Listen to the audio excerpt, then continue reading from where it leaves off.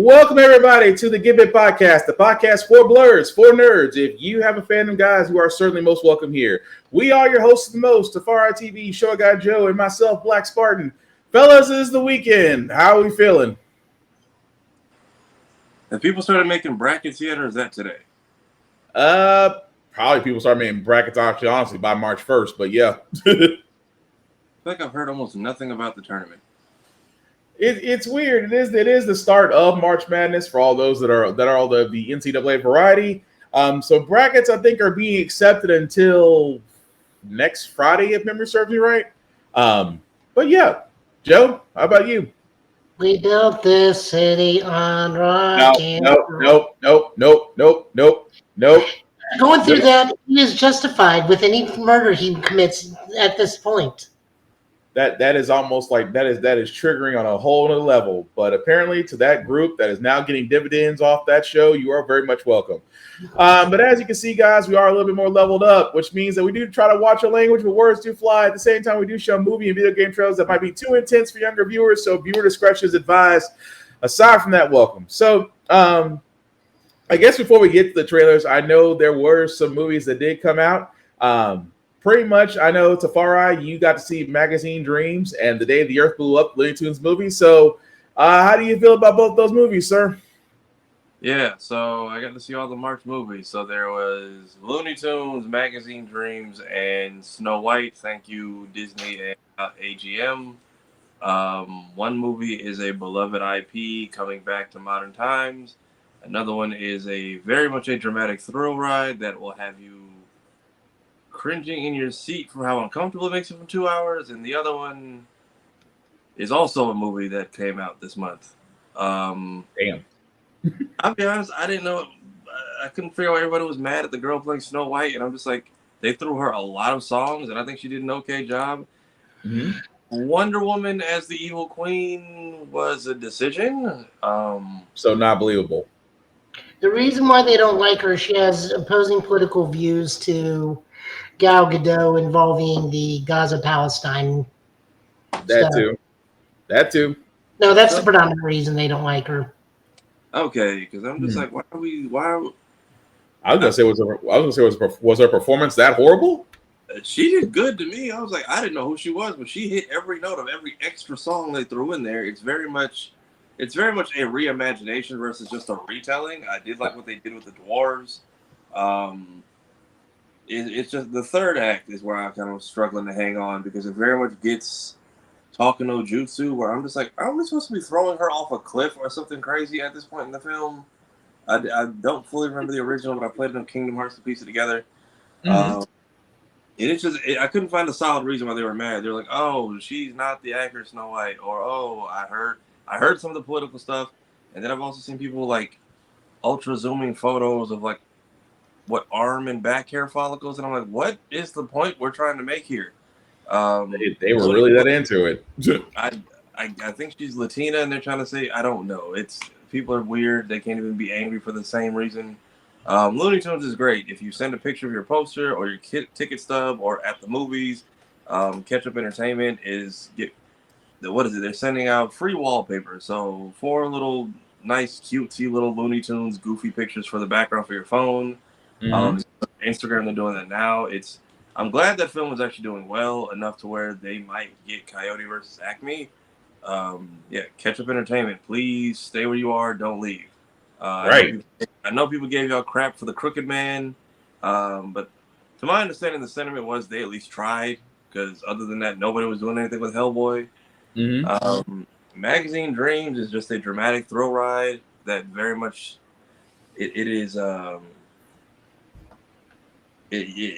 there are many moments in the movie where it's like, because this came out after all the nonsense, even though it was shot before, Yeah. you feel the way about the character that you do about the actor on multiple occasions. And it's just, you're very much like, dude, are we, is this ever going to stop getting uncomfortable? Are you ever going to get a win? How bad is the fallout about to be?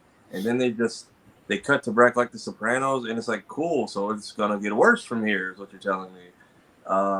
And then they finally kind of bring it around, but in a way, there's some stuff I kind of wish they would have explored. This definitely plays like a drama film made by diehard drama students who have a love for the genre. Mhm. So if you're curious to see him flex his acting chops, or you want to literally get out of your own comfort zone, then I recommend it. Give it a shot.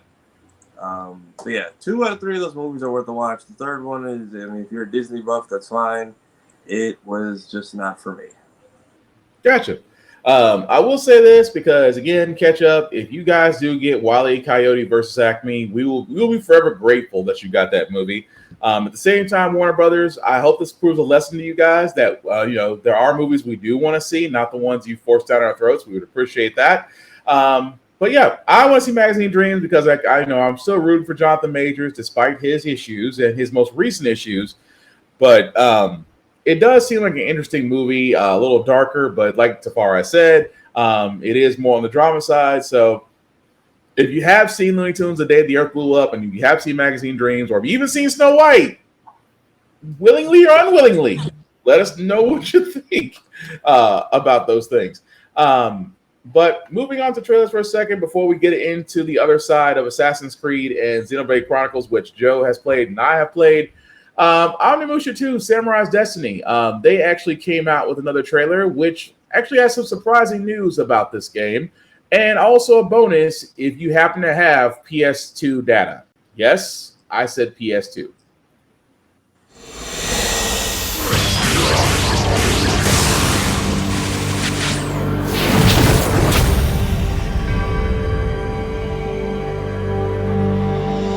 My name is Motohide Esho. I'm the director of Onimusha 2 at Capcom. It's good to be here. I entered Capcom as a programmer, but around the time the PS2 came out in around 2000, I became a game designer. And I got to work on the first Onimusha game. I was then asked if I wanted to try and be a director, and I said yes. So that's how I got to where I am now. So for the remaster of Onimusha 2, I got to take a break from my production duties and work on the game as a director again.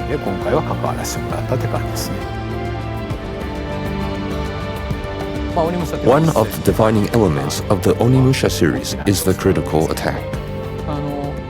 This attack has greatly evolved in Onimusha 2, and you can now chain multiple critical attacks together by pressing the button with the right timing. This new addition to the system feels very satisfying to pull off. On top of that, the magic attacks have also evolved quite a bit. And there are charge attacks as well now. So you have a lot more different attacks at your disposal. We put a lot of thought into this, and it adds a lot of variety and strategy to the combat.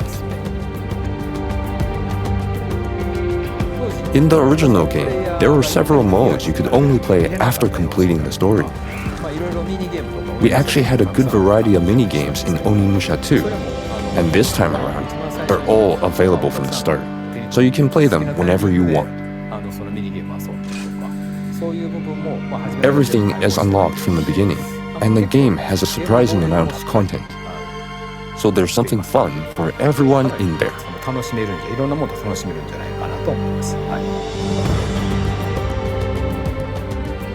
The name says it's all really.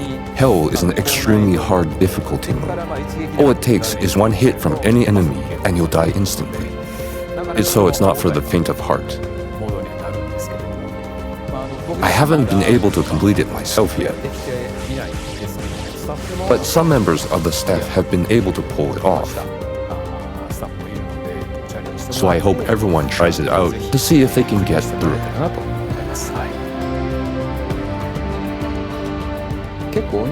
Onimusha 2 actually has a lot of really good songs in it, and we've collected a whole bunch of them so you can listen to them at your leisure.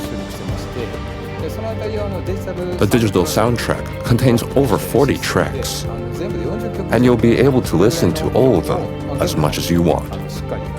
So I think that's another thing fans can look forward to.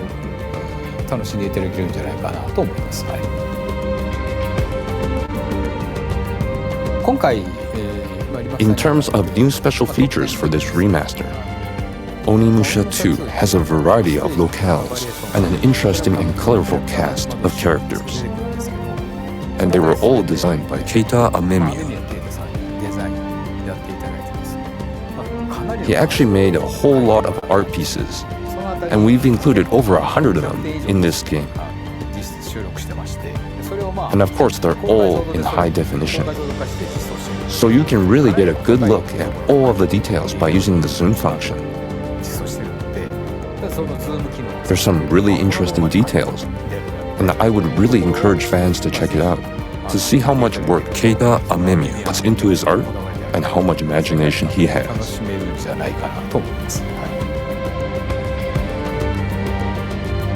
The original game was the first time I was in charge of the direction, so it has a special place in my heart, and this remaster brings a lot of tweaks.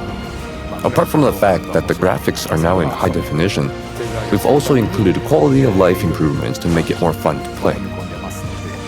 So if you're new to the series, this is a great time to start, especially since the first game is available too. I'd love everyone to experience the world of Onimusha and explore every nook and cranny. So I look forward to your support.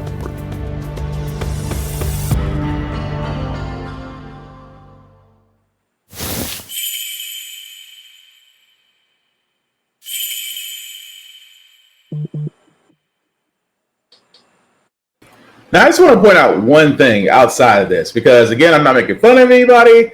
I'm looking forward to Onimusha Warlords and Samurai's Destiny, but it says if you have your original Onimusha Warlords save data, it actually will unlock the Sonosuke outfit.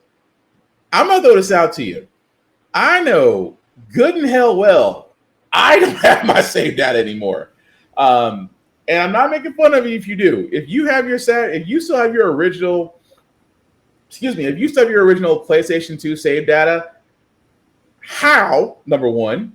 Number two, you get an unlocked outfit. But Joe, why are you looking at me, Joe? Because it doesn't say original. It just says you have to have the Onimusha save data. Right. Was the original? Yeah, they re-released it like 2 years ago.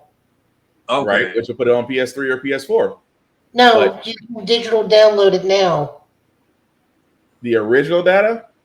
No. No, sorry, not the original data. The Warlords data is what I meant. Yeah, because they re-released Onimusha Warlords as an HD upgrade. Okay.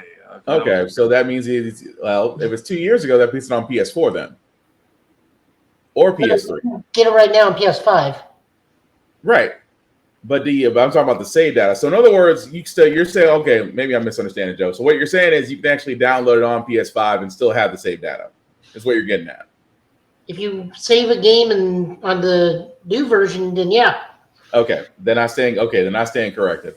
Because I was thinking, wondering where you were going with this earlier this week when you're like, does anybody have their PS2 stuff? It's like, yeah, because I was like, who else would have it? Because I forgot. I'm gonna be honest with you, I kind of forgot that I kind of forgot the HD remake was ever uploaded. So I was like, who still has the original data? If you do, cool. I'm not gonna knock you for it. There have been plenty of historians that actually have it, but that's my bad. Misunderstood it. But again, it's actually on sale right now for $10.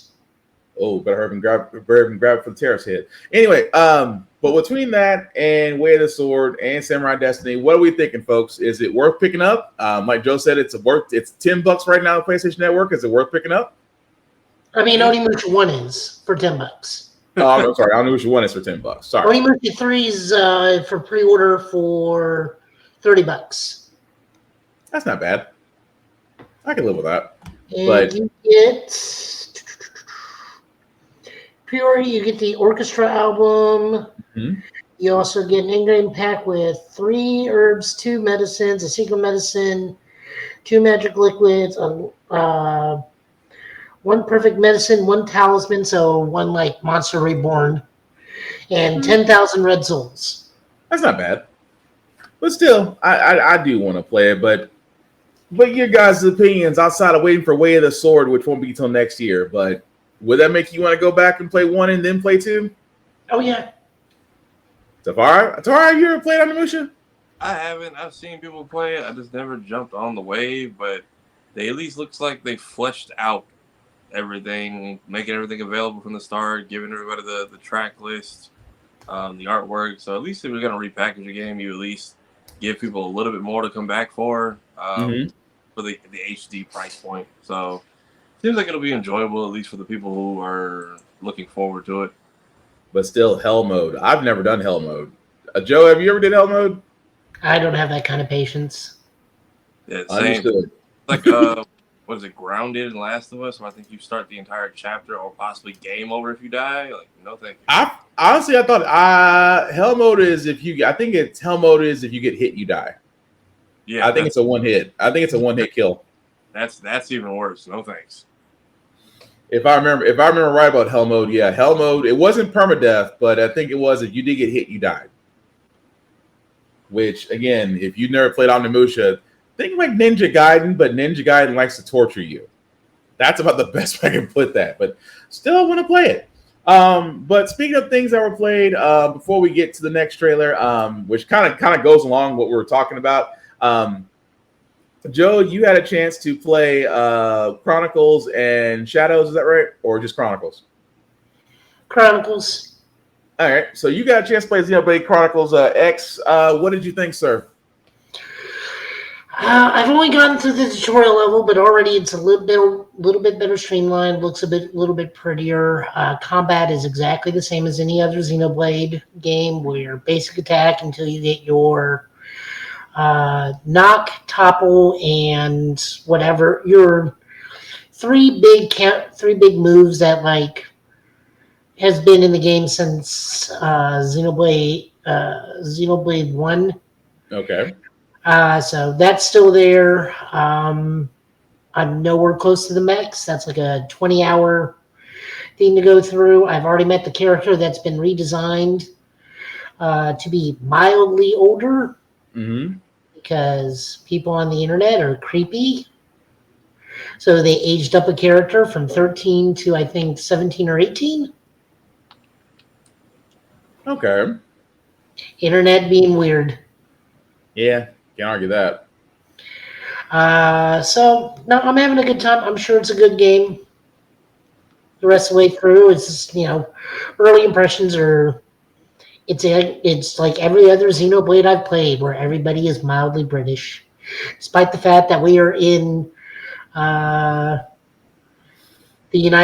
ship of the United States. Yeah, where everything is British. Americas. Nice.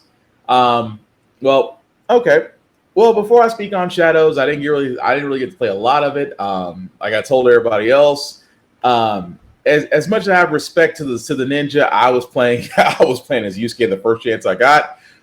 It was fun for about the good hour I got to play. Unfortunately, life be life, and so I didn't actually get back to finish the tutorial. But from what I played of Shadows, it has been great. I think, Tafara, you said that it was 1 million players logged on so far. Yeah, I saw they put a post out on their socials that said thanks for 1 million players. So game's going strong. I'm seeing good stuff about it.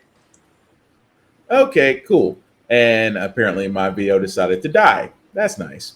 Well, I'll figure that part out later. So, with that being said, guys, we did have a little bit of a video from Assassin's Creed. Joe, I got to give credit for him finding this because, number one, it's funny as hell. And number two, well, just watch.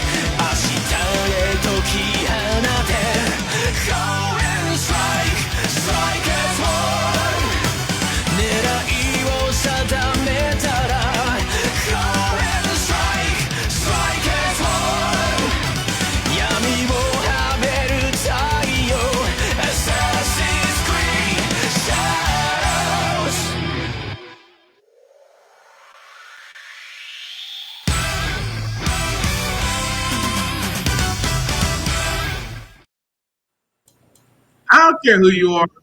That doesn't get you hyped. Nothing does.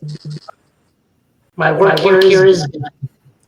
I mean, that's funny. But yeah, that was actually the trailer for Assassin's Creed Shadows. Well, not the trailer. They fan the Latam music video. So somebody actually did do fan made, which again, I gotta give them credit for all this. That they actually did that. But yeah, just really quickly about Assassin's Creed Shadows, it's worth playing. I will say this: the story is a little bit different. There's always going to be haters. There's always going to be haters that are not going to like exactly what's going on. But hey, they actually did do a patch update to where shrines can't be destroyed. So good job on Ubisoft's part for that, because somebody was going to try. Although again, if you know anything about the culture on the Far East side, shrines and destruction of shrines is a big ass no. They do not like it, and again, you don't want to tick off your biggest gaming market. So, well, they did it for. Sorry to interrupt. They did it for another reason. Is, let's just face it, tourists are assholes, especially American tourists. Let's look at the nice lady in Australia that tried to walk off with a capybara for no reason. They patched that out so that we, the people of this great country, cannot find ways to climb on ancient ancestral grounds and buildings to try and be ninjas while touring Japan. no, it makes complete and total sense. So I'm definitely not against that. So, but Tafari, while I'm trying to figure out my camera, because me and Streamlabs apparently have some beef. What do you think, Cersei? Are you compelled to play Shadows, or? I might check it out. I'm still trying to get through this old Sucker Punch collection of Sly before I move on to, was it South of Midnight next month? Yep. Yeah, I'm seeing all. It's apparently. Has anybody checked on Grums? That dude has been silent ever since this game came out. You know that he might need to get checked on. I'm not gonna lie. That might be a somebody needs to check on him moment. I keep seeing everybody say, "Yeah, somebody go check on that man." But then I get it. We haven't done a Desmond game story in like 15 games. Are they still even doing the whole thing where you're a human in the modern day jacking like Matrix into the past, or have they just done away with that altogether? With Assassin's Creed, it's like are the Templars still a factor? You know the funny part is, Templars aren't even mentioned. Well, I will say this because I know people are a lot further in the game than I am. I know in my part, the Templars aren't mentioned yet. There is a character, not to give too much away. It is surrounding another person. It's kind of nameless. I'm pretty sure the name may be revealed as you're playing further along. But I know for where I am in the game, it doesn't say who that character is yet. So you still might have the Animus jumping in and jumping out, and still going with that. But yeah, I will say this though, but it is worth playing.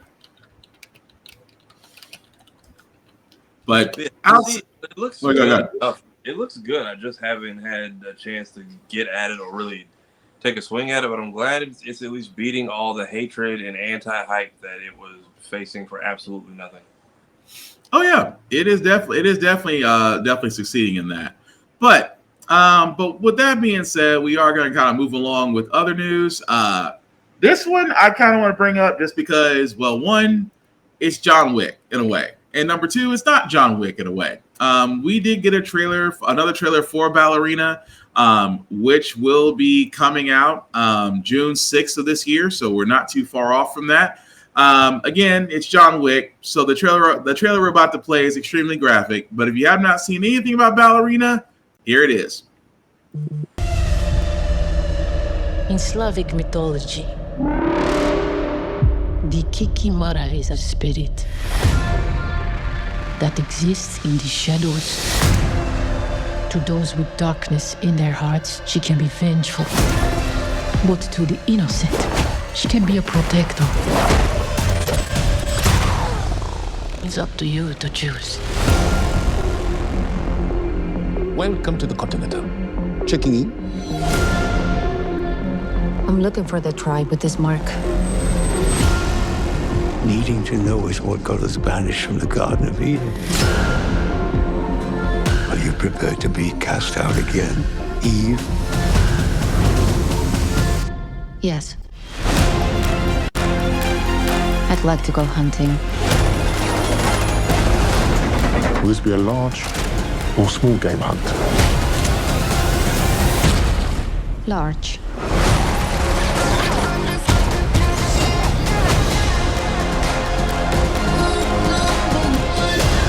You have no idea what you just walked into. Cool.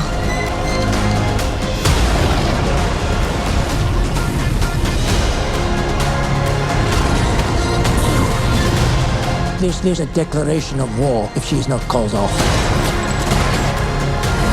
Perhaps I can send someone to solve the problem. The Baba Yaga. Leave the wolf to its prey. She sent you here to kill me? Or you can leave. I'm not leaving. Your choice.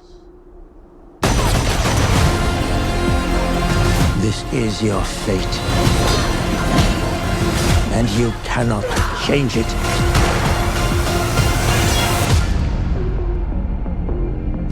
Rules. And consequences.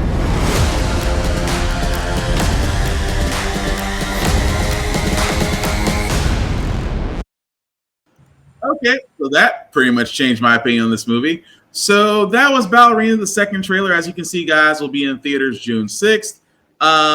This kind of messed me up a little bit, Tafari, on this, because now I'm like, okay, the first trailer was kind of like, okay, she's meeting John Wick, and the second time, which I guess in this trailer, now it's like, okay, now he's kind of been sent to stop her.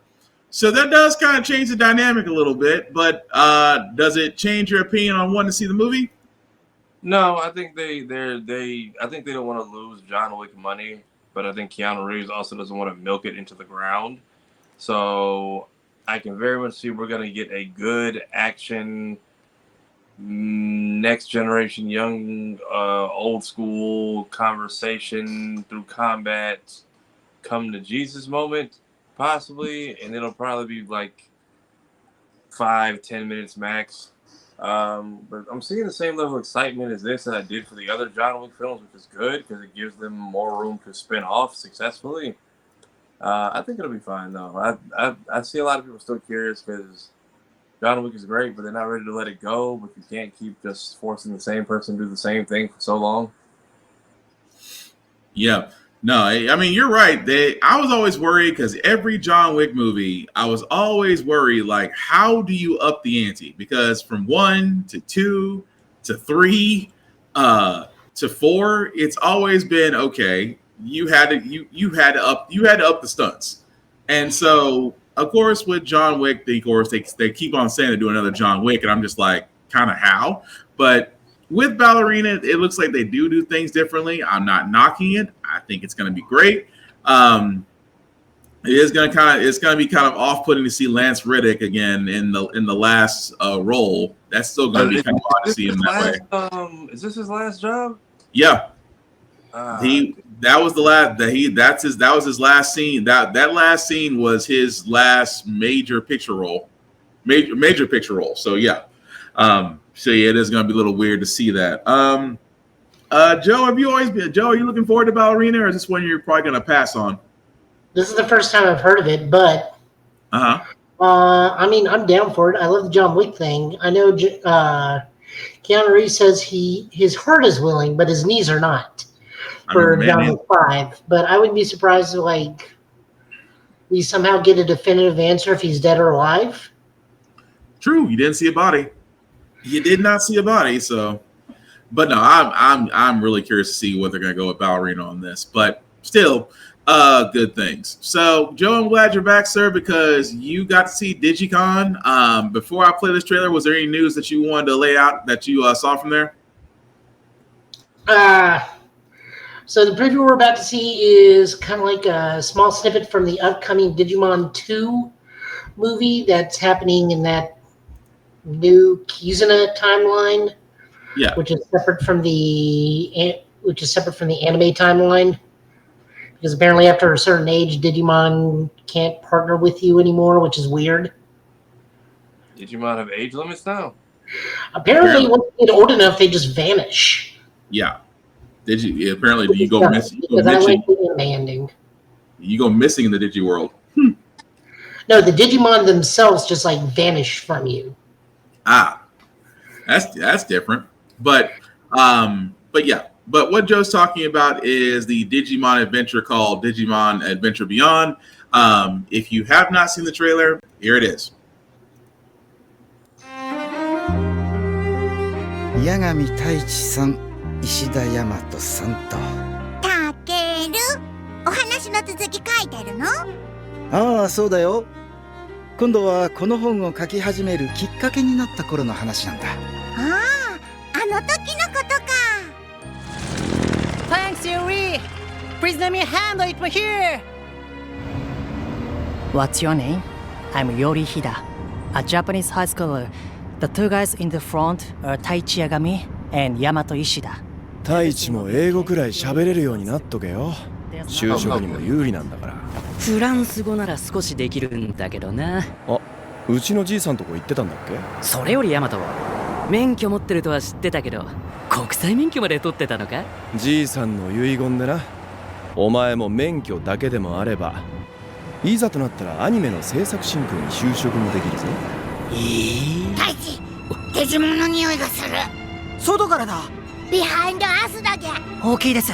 有利のクワガーモンじゃない。また来る。くそ。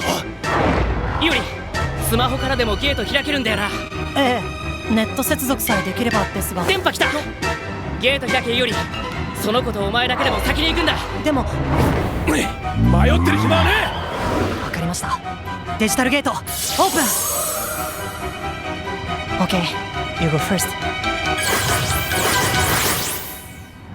ちょっと、俺たちはどうするの？決まってるだろ。いけるな、アグモン。もちろん。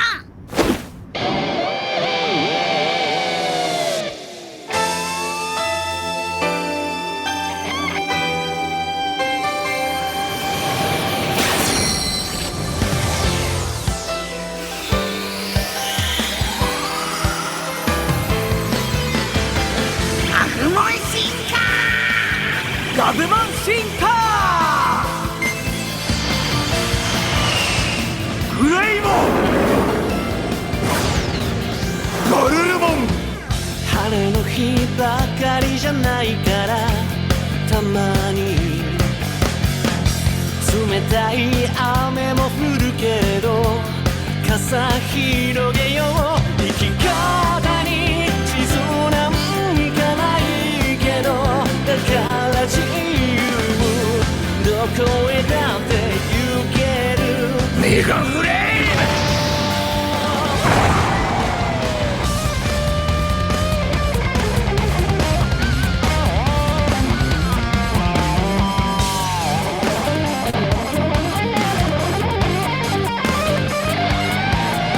つかめ眩しい明日を守れ愛する人をたくましい自分になれるさ。こうせ弱気な君を崩せぶつかる壁を熱い鼓動武器になるから Believe in your heart。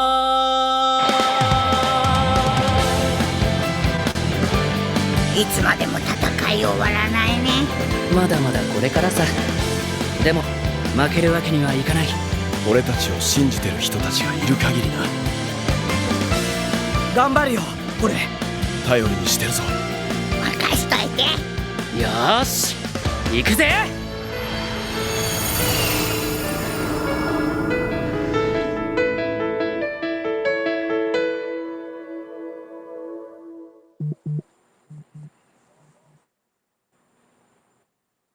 All right, guys, and that was the trailer for Digimon Adventure Beyond. I'm looking forward to it. But what do you guys think? The what is the combo word I want to put? The Japanglish was throwing me off for a second there. Yeah. A little bit.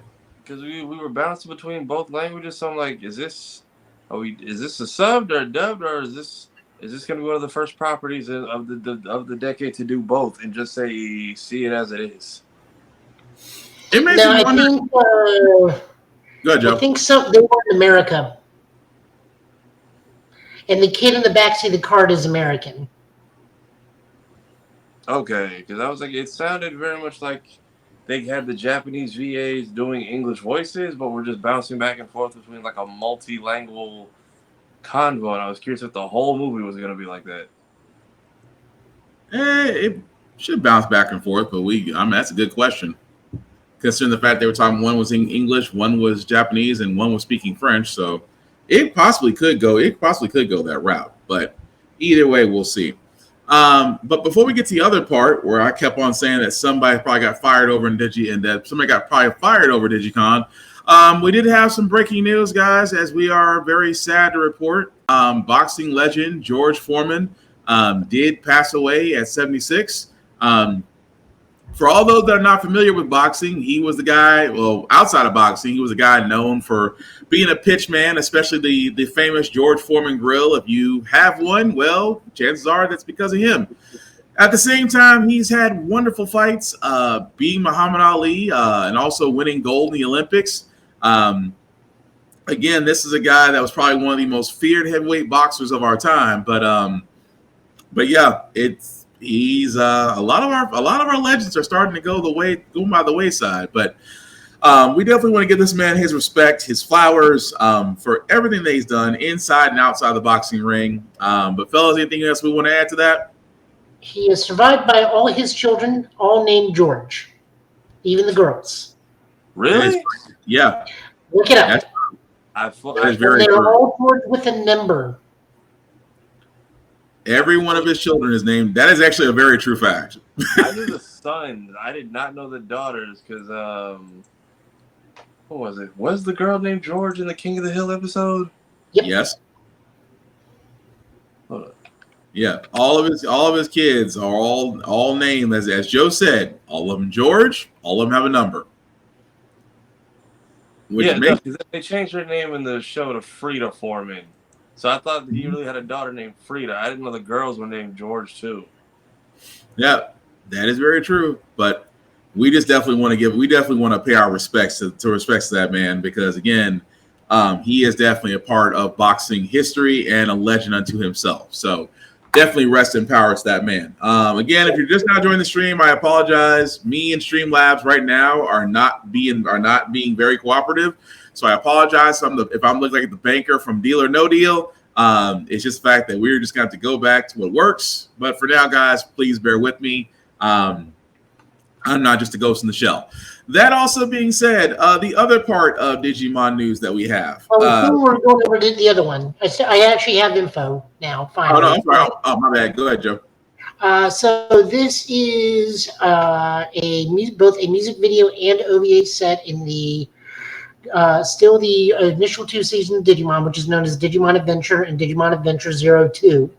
Mm-hmm. This is set in between the OVA series Digimon Adventure Tri and Digimon Adventure The Last Evolution Kizuna.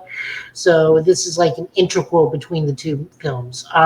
This will be dropping.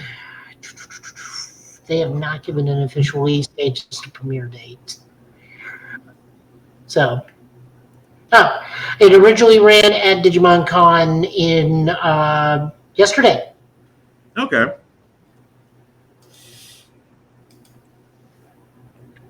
Well, that's good to know. But they still don't have a release date. They don't have a release date yet. So like the OVA premiered at Digimon Con. Oh, okay. Gotcha. Oh, okay. Gotcha. So the other part, Digimon Beat Break. Now, before we get to this, I told Joe, because he pointed this out and then the site went down for a second, I'm still saying somebody got fired. Now, for all those that don't know, this is basically a new anime series from Digimon called Digimon Beat Break. Joe, do we get any more details about this anime series as far as what's going to be about, or is it still under wraps? No. Right. Go for it. I hate that thing. I can't wait to go back to Streamlabs or StreamYard. No, we really don't have anything. We know that it's been a while because we had Digimon Ghost something. Digimon Ghost. What was it called? Oh, the one where the ghost was eating the Digimon? Digimon Ghost game from 2021 to 2023, which started off well and then ended horribly. Which is kind of sad. No, it really did end pretty poorly. But was also dabbling slightly in the horror genre. So I don't know what kind of genre this is going to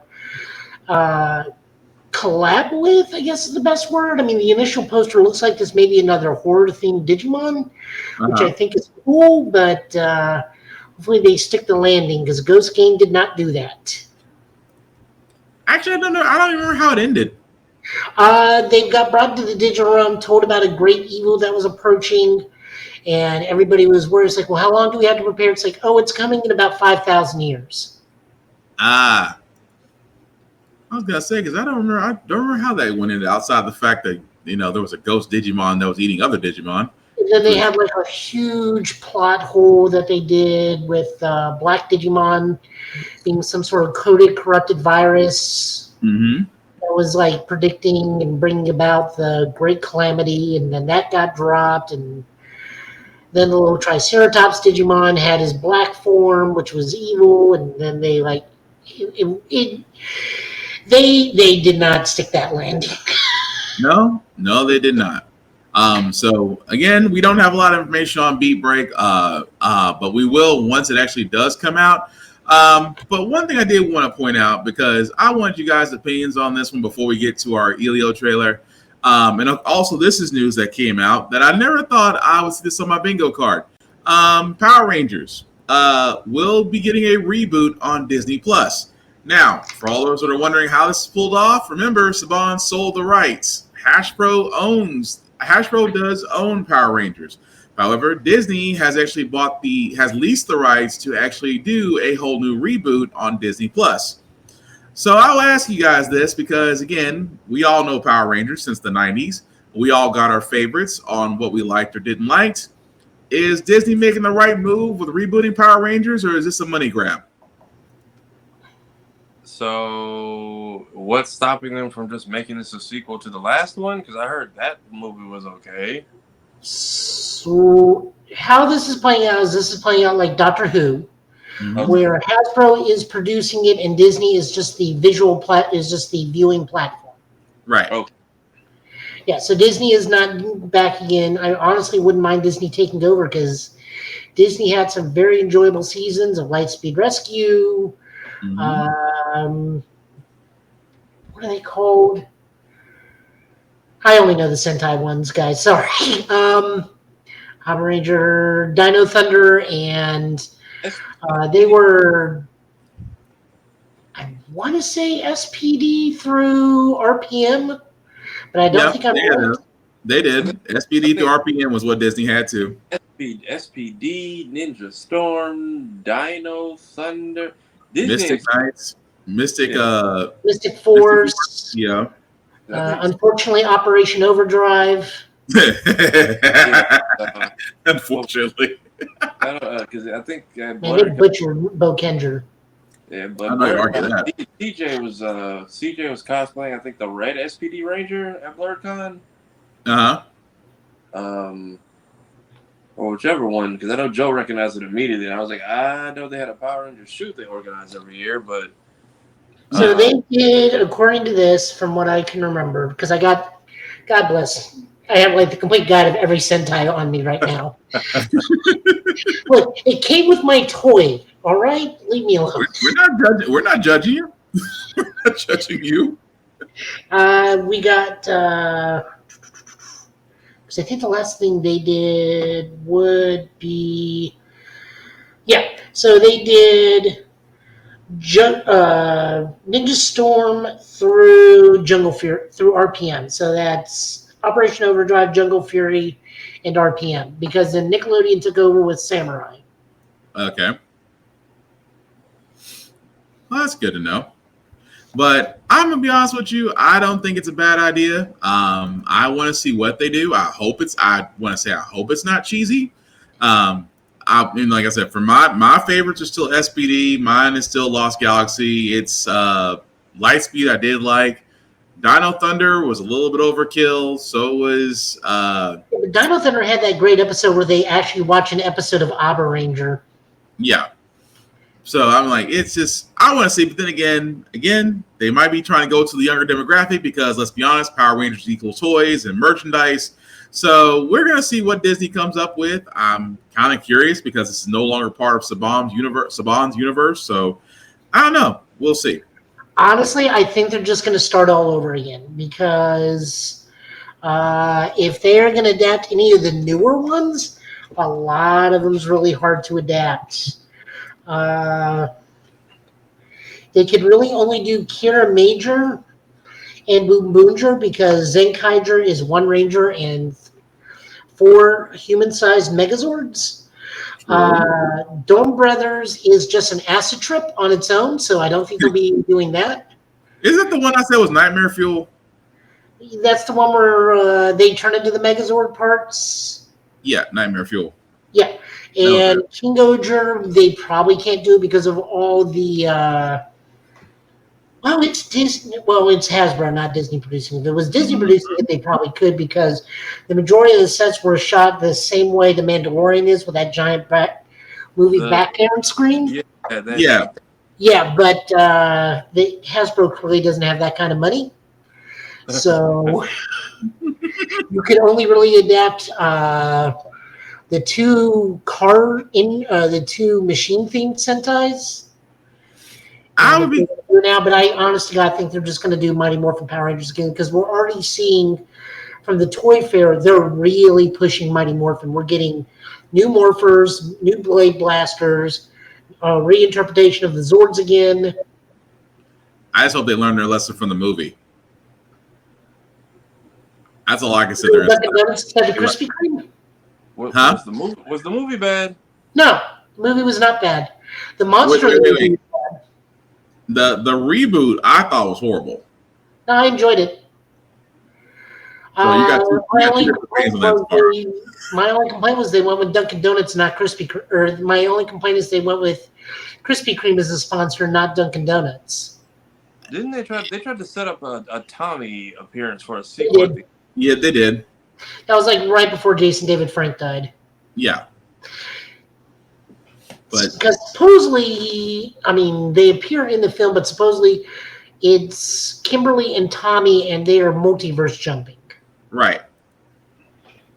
But either way, it's gonna be. I'm sorry. Go ahead. I'm sorry, Joe. Go ahead. I enjoyed it. They still do some stupid stuff like being autistic is a magic superpower, which I hate. But the actor for the Blue Ranger was fantastic. I mean, Lindy Lin was great as the Black Ranger, where they even point out the Asian dude being the Black Ranger, and the Blue Ranger's like, I should be the Black Ranger's like, isn't that a little on the nose? Oh yeah, they said they did actually point that out. I just maybe it was just me. The story, the design, it just didn't really add up the way it should. But then again, I'm just nitpicky like that. But like you said, I'm sorry, go far. He was legit autistic in that role, or yes. Okay. I thought that was just something people were just attaching to the character, which I've seen people do. I've also fallen down a rabbit hole recently of the connection between neurodivergent people and classic media, especially. He wasn't full Tropic Thunder. I'll put it that way. Damn. Okay. Not the people that go full Tropic Thunder. Apparently, they have like retro stuff is apparently their entire shtick, and I'm like, I googled Sonic and autism, and I got sent down like a week-long internet. Why would you do that to yourself? Because like when I was at Sonic Expo, this kid, 19, so yeah, this kid is doing all the poses. He's like, yeah, this is the victory pose from what? Sonic Heroes, Sonic Adventure 1, Sonic Adventure 2, and I'm like, cool, my knees aren't built for that, but he's got it. And my brother is just like, is he? And I look at his profile, dude's got like 20K followers on YouTube, and I think like 10K on Instagram, and it says autistic Sonic fan. He just makes like little shorts and stuff. And then my brother just goes, "Oh, you didn't know?" I'm like, "No, what?" He's like, "Yeah, autistic people like really, really like Sonic." I'm like, "This, no, not since like I was 5 years old, and I just like the game. I didn't know that." And then when I started streaming, I kept getting a lot of like randoms in my comments saying things, and it's not like they were trolling. It's just like, okay, clearly you're making a joke that's funny to you, and it took like 15 minutes past when the joke was clever, and I'm like, these are kind of like my students from college when I used to teach with it's called Bethesda, and I remember the entire Bethesda class was begging me to take them to the Power Rangers movie, and I'm like, hey, I just work here part time. Y'all got to talk to the university for that. But So, I'm also go ahead. Go ahead. That's what brought me here, because I'm remembering I had a class of special needs and neurodivergent kids who were like, "Can we go to the Power Rangers movie?" I'm like, I want to see it too, but like, what's the connection? He's more the better terminology is he's neurodivergent. The problem is once again they have someone neurodivergent and they treat it as like he's also, because he's neurodivergent, he's also an idiot savant with stuff. So it's one of those autistic equals magic superpower or neurodivergent equals magic superpower, which is something they got to stop doing. You can be. I mean, I know I'm neurodivergent and I have horrible OCD, which is now working to my advantage living alone because now I clean more often without having to be constantly bugged about it. And honestly, it explains all the robots because I love the mechanical engineering of everything. And I need to be stopped because I'm about to spend $300 on a Korean toy line that just came out. Please stop that. But yeah, that was my whole thing about the rap. I had no idea, especially like because one, it speaks to neurodivergent people are very much learning, especially the most severely neurodivergent, are very much getting better with technology use, which good for them. The education system is doing good on their part, but it's the fact that they're all finding these old and like So when I asked them, like, what's the obsession with you? Because I've never heard y'all talk about Power Rangers in class. So they just said, hey, yeah, we love Mighty Morphin and blah, blah, blah. So I'm like, I'm noticing this trend in the last like 6 years of they are all very much finding a lot of the classic material and like obsessed with it. And it's not a bad rabbit hole. It blew my mind to find out. And apparently he really did like doing that role. I found it because we met his manager. He also manages Najee, who plays Miles in the Spider-Man games. He wants to play Static. Is his next big goal. Nice. I think like a lot of people like it because I think some people consider Tails neurodivergent because he constantly hangs with adults and is very technologically sound and very tool oriented and gadget oriented, which those don't actually equate. But the fact that he has an easier time making friends with adults than he does children his own age. And the fact that he's always fidgeting with something. Dude, I watched the whole 15-minute breakdown, the character tropes in certain games, the color schemes of certain characters and character teams, and the way the level design is built, and the way the levels are paced, and the way the stories carry, and the way. Or you could just say Sonic Boom, the animated series, and that in itself is a correct answer. Yeah, that very much gave a bunch of them a home, but I just until my brother broke it down for me and I was witnessing it, I was like, I have never. This plane of existence has been invisible to me until today. Yeah, but I don't mind it. It's not too big a deal. The worst part about it is probably Goldar in the grand scheme of things. That's really the worst thing. Who or what is Goldar? Goldar in the original series was the general commander who was the monkey in the golden armor with the sword that would usually fight Jason or Tommy. Right. I'm looking at in the movie, he's literally a giant gold monster made of gold. Nice. Well, either way, it's going to be interesting to see what they come up with. But at the same time, it's finding out that Sonic is Well, I guess it would make sense that Sonic and Tails would be toward neurodivergent people, so it does actually make a whole lot of sense. But either way, I digress. Let us know what you guys think as far as Power Ranger reboots. Will we get Mighty Morphin? We'll get something new. We'll find out when details come out. We'll get Mighty Morphin. I think we hear Go Power Rangers as a theme song until we die, until we get Ron Wasserman back. I'll be honest. More than likely, but then again, you can't beat that guitar riff. I'm sorry, it's far. I didn't mean to talk over you. Say you're good. Just in the world of reboots, I'm surprised we haven't just done a hard Mighty Morphin parentheses 2010, 2012, 2015. Like, I appreciate the fact that they've always at least given a new series to where it's like, all right, I'm not digging this Power Rangers. I'll get a new one in a couple seasons and I can try again. So they did. You were a bit young for this, but I think Will remembers this. They did Power Rangers Remorphed, and it was basically, Will, you may remember this. The Transformers Generation 2 animated series, which was just re-airing Transformers, the old series, but with CGI transitions. Yeah, I remember.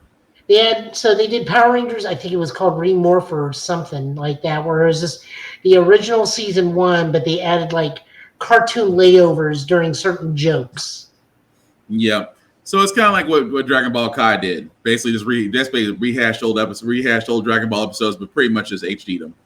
So, Dragon Ball Kai streamlined the series and made it more accurate to the manga.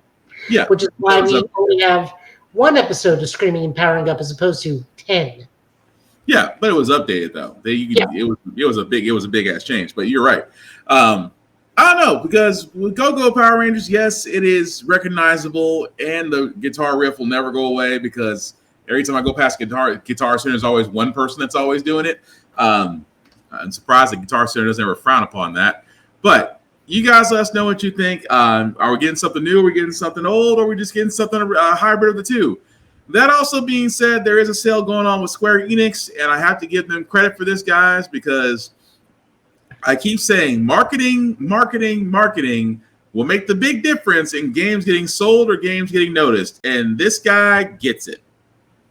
Hi, I'm Ben Starr, professional actor, professional idiot, and self-certified professional suggester of RPGs. It's a proper thing. Please don't look it up, I beg of you. As both a very real, not at all pretend connoisseur of games and Final Fantasy XVI's Clive Rossfield, I've been tasked by my overlords and contractual best friends, Square Enix, to harness my arrogant self-belief in my own brilliance, look back on the last year of RPG releases, and help you answer the age-old question: what should I play next? The short answer is, and always will be, Final Fantasy VIII. But sometimes you just need to go outside and smell the other games. Take a sniff on the wild side. Based on some rather extravagant and life-threatening unsupervised research I did in the car park outside, many of these games also feature in the Square Enix Publisher sale that is live right now. Wow, Ben, you put your life in danger so that you could bring us these incredible game-based findings? Of course I did. Admittedly, I didn't know that what I was reading was life-threatening at the time, and certainly I didn't know that it was black magic. But I did it anyway, because the dark arts are hot. Just ask Lulu. So, to kick things off, let me ask you a simple question. Do you like Peak? Of course you do! So let me strongly suggest that you should play the critically acclaimed masterpiece, Final Fantasy VII Rebirth. This globe-trotting adventure follows Cloud, Strife, and his allies on a mission to stop the antagonist Sephiroth. It's a truly epic journey. Add to that an incredible story, beautiful visuals, massive amount of things to see and do, and some of the most iconic characters in gaming, I see you, Tifa and Aerith, and you have a real winner. But while Final Fantasy VII Rebirth lets you hang out with beloved old friends, what if you wanted to meet some new ones? If you still have an eye for action, you should check out Visions of Mana. The latest release from the legendary Mana series is an action RPG and features a vibrant cast of heroes as they venture on a journey of a lifetime to the fabled Mana Tree. It has everything an RPG should. Combat, drama, adventure, Torgal! I mean, pickles! What more could you want? Now, if you're the kind of person who likes to take their time strategizing in battles, let me bring Fantasian Neo Dimension to your attention. Yeah, that rhymes. It comes from the original creator of Final Fantasy himself, Hironobu Sakaguchi. Some call him the father of the series, but wait, does that make him my dad too? Of course it doesn't. That would be absolutely insane. How would that even work? Explore the world through beautiful environments created from more than 150 handcrafted dioramas. It's fast, it's fun, and offers that classic turn-based Final Fantasy feel. Best of all, you can switch the battle music to Final Fantasy XVI's. Come to me, Fantasian! Of course, if it's that classic Final Fantasy vibe you're after, then you can also just play some classic Final Fantasies. The Final Fantasy Pixel Remaster series updates the first 6 games in the series with beautiful new pixel art and loads of quality of life features like auto battle, experience boosters, and more. And the music. Oh, the music. Speaking of legendary games, have you ever played Dragon Quest III? It's one of the most influential games of all time. If you've ever played a Japanese RPG, it'll probably owe a debt to this undisputed classic. Now it's back with Dragon Quest III HD 2D remake, a stunning reimagining of the beloved masterpiece and the narrative beginning of the Erdrick trilogy. Basically, one of the greatest RPGs of all time is now better. Kind of a no-brainer, really. All these games have amazing stories, but what if you want to guide your own? That's one of the best things about Romancing Saga 2 Revenge of the Seven. You're in charge. In this non-linear RPG, the inheritance system allows you to rule and expand an empire across multiple generations, whether you're an empress, an emperor, or salamander. As far as I'm concerned, there's been far too much salamander erasure of late, and I'm glad that someone's finally speaking up for the scaly kind. Depending on how you approach each scenario, the story can play out differently. Snappy and satisfying combat with unique mechanics. If you've never played a Saga game before, this is the place to start. And finally, what if you want something with a handsome and charismatic lead? Then I suggest you should play, oh what a surprise, Final Fantasy XVI. Now also on PC. It's an epic story full of fast-paced action, incredible storytelling, insanely good performances, and massive icon battles that'll leave you breathless. And that's just a small selection of the great RPG titles currently in the Square Enix publisher sale. Right, I'm off. How do I get this out of here? Oh.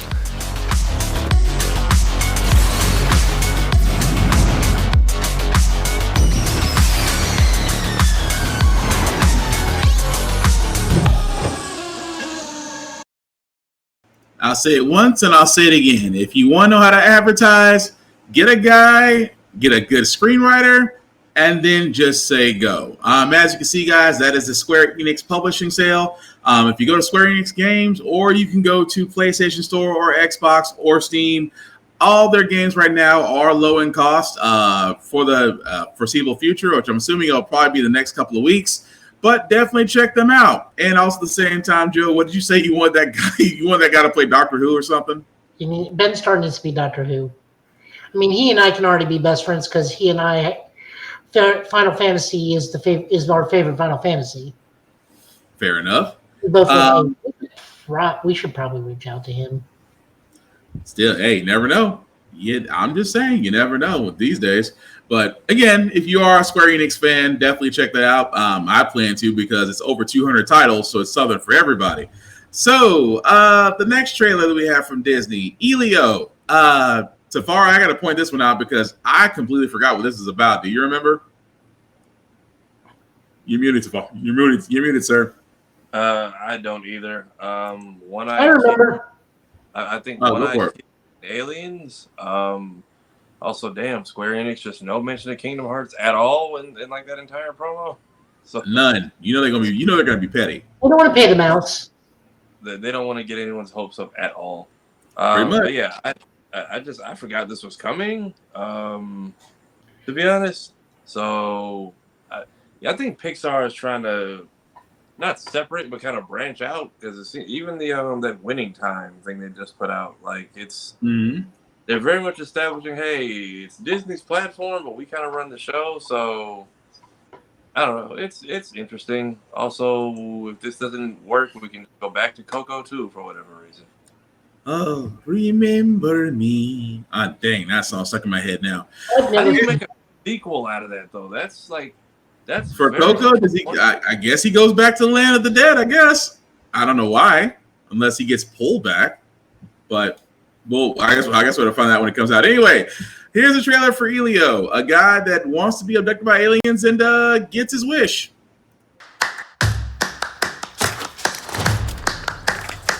Okay, come and get me. You okay? I'm trying to get abducted by aliens. Elio! Skipping school! I don't know if this is boundary testing or sleep regression or... Which one of these is you? I don't know, but I think that one is you. My son, are you prepared to become the greatest war machine in the universe? I don't know.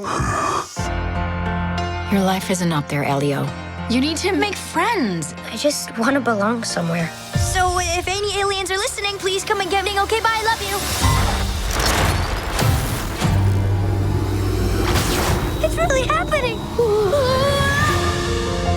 We search the universe for the dreamers and stargazers like you. This is awesome!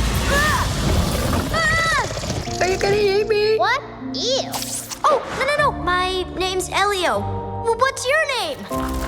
No one's ever asked me my name before. I'm Glorden. Back home, I didn't fit in. I thought Earth was the problem. But what if it's me? Well, I like you, and you seem fine to me. I never had a friend before. Me neither. Up top. I am Grigon, prepared to be conquered. But I just got here. Perhaps one of us could talk to Lord Grigon. I am shy. I'll do it. What a heroic figure. I'm finally fitting in, and now Grigon's gonna blow everyone up. My friends need our help. You made a friend? Just give me a call. You will feel my wrath. Glorden? Hi, Dad. I'm a bargaining chip. No, say the other thing. Oh, help me, Father. Quiet, you. What is that unholy sound? Stop! These are the lava tunnels. Gordon, I am not fireproof. Why didn't you say something? Gordon! Just get in my mouth. It's actually kind of comfy in here. It is? I've never been in there.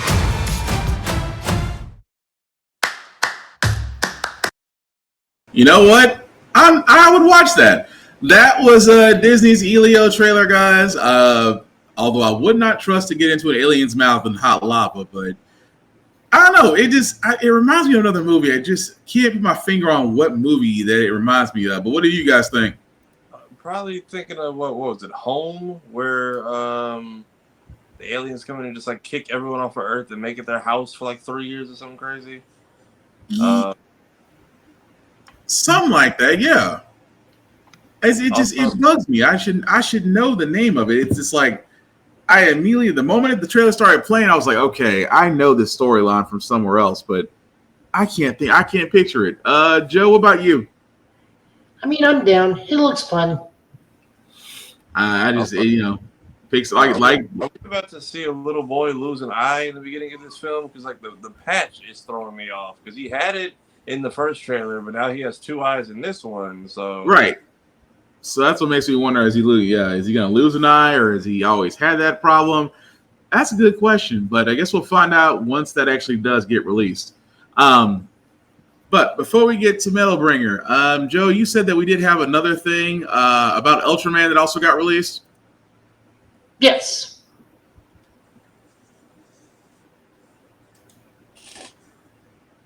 You mean just go play the trailer? Yeah, we can go ahead and play the trailer. Okay, I know if you wanted to add something to it first. Okay, I'll play it.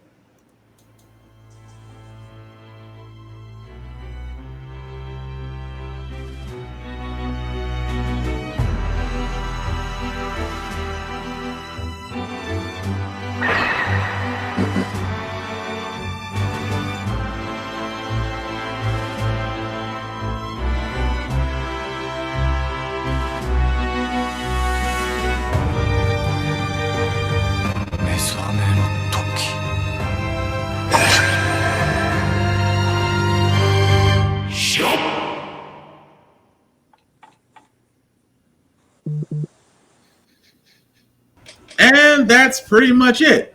So fellas, outside of this, so Joe, what news do we have about Ultraman? So this is the 2025-2026 Ultraman Omega. That is his formal announcement. Looks like he's going to be using his Ice Slugger, which is the horn that usually protrudes from an Ultraman's head that can attack. Made famous by Ultra 7, which I just got the steel box for. That aside, so maybe this will be a bit more serious than the Ultraman arc. Hopefully around the same tone as Ultraman Blazar, but we'll find out soon.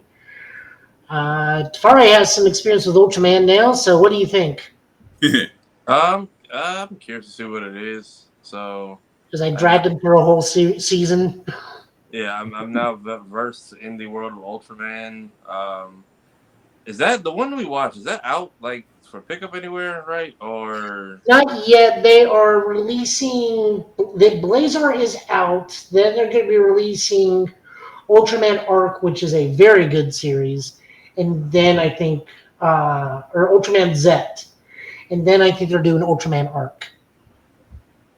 Oh. I don't think they're doing Trigger or Dyna for a little bit. All right. I mean, Ultraman stuff seems to just. It seems interesting enough. They all at least find ways to do all their own unique things. So, at least we have I don't know. I'm curious to see more about it. And yes, to the person in the comments, Luca, you're in the right place. You're just here for technical difficulties. Sorry about that. Yeah, that's the one thing I was going to point out. Yes, I am. Yes, I am not the banker from Deal or No Deal. Streamlabs is just really not vibing with us, so we're just trying to make the best out of the situation we can. So bear with us. But yeah, outside of that, I'm looking forward to it. I just want to see if it's different. I mean, my Ultraman series is still the one on Netflix. I really do enjoy that one, but I'm curious to see what this next one is going to bring. But speaking of things that are being brought, I'm going to ask this question on a point. Let me actually show the article first before I actually bring this up, because I was just curious about what you guys thought about this.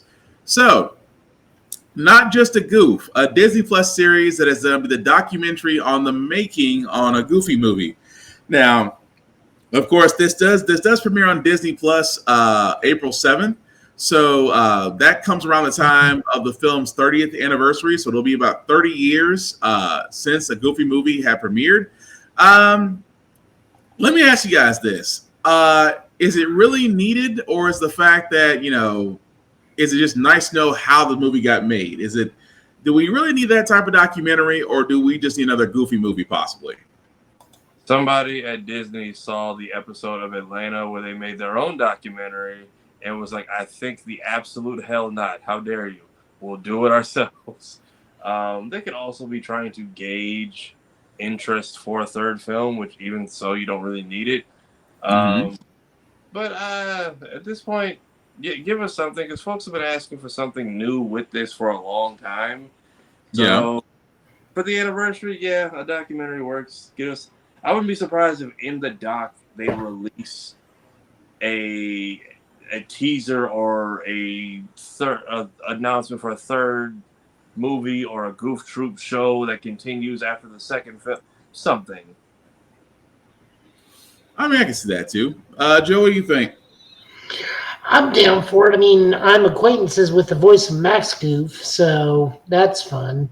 And I will be able to see him to like June, but I mean, I'm looking forward to it. It's definitely something I do want to see. Yeah, I mean, I kind of want to see it just because, well, number one, we already know Tevin Campbell was the voice behind the iconic songs. The fact of the writing and just that, it just made it a very memorable movie. So it is going to be curious to see what they show in the documentary outside. We already don't know, but I think it would be nice to actually see that. But let us know in the comments what you think about the documentary, if you'd be looking forward to it, or if you're just going to watch a Goofy movie again. Either way, it's not a bad day. So before we do get to our Daredevil Born Again review and our comic pulls, there is another trailer that we do have for a video game called Metal Bringer. Joe, you said you had a nice analogy for what Metal Bringer is. You remember what you said? Yeah, it's Hades, but with robots. Fair enough. That's what it was. That's why I couldn't think of it. So if you don't know what Metal Bringer is, guys, here's the trailer for it. And I'm going to be honest, after I watched it, I'm kind of intrigued.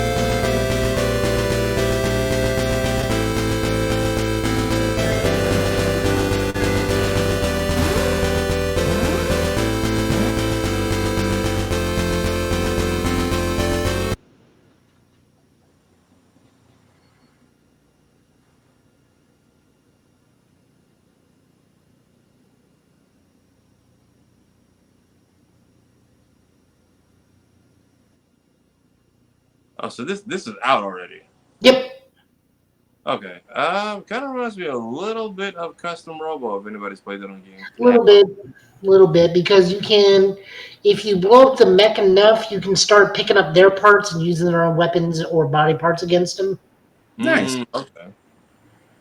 And then if you go into like certain shops, you can analyze the parts you're using, and then if you die, you can make your own mech and start using the parts you have. Interesting. Well, either way, it's been a lot of fun. Okay, I was going to ask if you played it. I was going to ask. I was a little bit muted when I came off that. Did you ask if you played it already? So you said you've already checked it out. It was fun. Yeah, I made it through one boss. Tanks do a lot in that game. Like they, some of the little robots just are flat out spider tanks, kind of like Tachikomas from Ghost in the Shell. Man, those things just like, if you can catch the robots or all the grunts in like a cluster, almost all the things do explosion shells. So you just like wipe them out or heavily damage a mech repeatedly.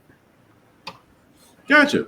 Well, I'm definitely going to try that. I'm going to go look that up on Steam and actually see about playing that myself. But aside from that, before we get to our comic book pulls, we do got to talk about that episode of Daredevil Born Again. Now, we are speaking about Daredevil Born Again in its entirety, which means that, yes, if you have not yet seen the latest episode, there will be spoilers ahead. This is your first and only warning that you're going to get before we start talking about it, that we are going to be talking about that episode. So if you have yet to see Daredevil Born Again and do not want to be spoiled, now for the next few minutes will be the perfect time to mute us or come back to us. But outside of that, you've been warned. So this episode of Daredevil Born Again, we were bound to see the Punisher. This is actually following the case of Mr. Hector, aka White Tiger, in which he was 86 by a person wearing a Punisher vest. This does eventually lead to another case, which again, this whole entire episode was really well done as far as everybody giving epic speeches. Matt took on the pro bono case of a guy who basically stole a box of fiddle faddle that the same officers that arrested him decided to eat from the boxes. This led to a sort of a systemic economic issue to which the man had brought up that when Matt came to him and sat there and said, hey, we got you a good deal. You're only in jail for 10 days. The man does give a hell of a speech talking about, you guys will always see us differently than we see you. The fact that, he tries so hard to actually, have a better life. All he wanted was something good and something sweet, and he stole to prove that. But to make a long story short, it was a really good speech to where Matt kind of had to rethink some things. At the same time, he's still following up on Hector's murder, to which he used his echolocation to look for the bullet. The bullet did have a Punisher logo, which killed me because he knew exactly where Frank was, or knew immediately where to go to find Frank. And of course, Frank is already busy, as he had literally the post-sports behind him. He was already tracking the cops that Matt had pointed out that are basically mimicking his work, to where the Punisher becomes the voice of reason for Matt. As far as Matt not wanting assistance, he really wanted permission, and the whole thing surrounding Foggy's death and that he wouldn't say his name, it was very well done. At the same time, Mayor Fisk is learning that he does not like the song "We Built This City on Rock and Roll." But then again, if you hear it multiple times in an episode, you're bound to go nuts too. To which his aide, after a night of drinking, had some loose lips and actually caused him to be in some controversy. To which he was about to fire said aide until said aide, or I like to call him, or as we said in a different podcast, Tony Soprano Jr., fell on the sword a little bit, to the point to where Kingpin had forgiven him, but also warned him not to cross him again. We also seen Kingpin and Vanessa going through marriage counseling, to which Vanessa tries to point out and says, please, hopefully you're not hurting him because of her side piece. Well, we'll get to that in a minute. Outside of that, we see Muse for the first time. Well, technically, we've been seeing Muse all throughout the episodes, but we see his artwork. We do finally get to see Muse going back to his workshop, I guess, for the new victim, to which he is kind of doing a reverse transfusion just for his artwork. So we do get to see that. Outside of that, to wrap it up, Matt is going back to what looks to be like training, picking up his stick and really training outside after getting some coffee. If you know Luke Cage, you know what I mean by coffee.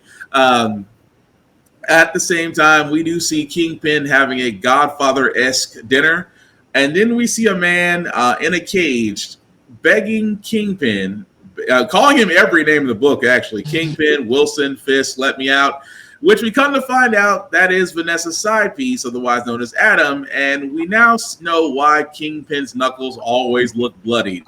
He's been beating this man up, although to keep his word to Vanessa, he has kept him alive. So that's basically the gist of what happened this episode, fellas. What are we thinking about this episode? Was it good? Was it bad? Were we surprised? How were we? I keep forgetting that the BB reporter girl, because I didn't even realize that was her in the first scene. Don't you hate it when you try to be an adult and your friends are just like, who needs goals? Stay out and drink till sunrise. What? I have to go to this job I really like.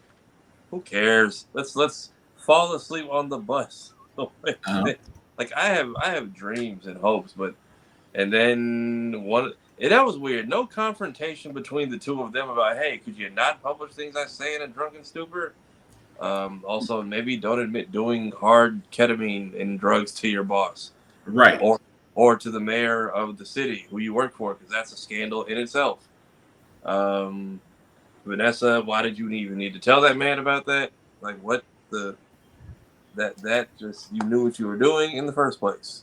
Yeah, it's also weird to see Fisk trying.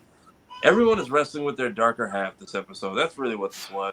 And then a potential young White Tiger successor at the beginning of the episode. Mm-hmm.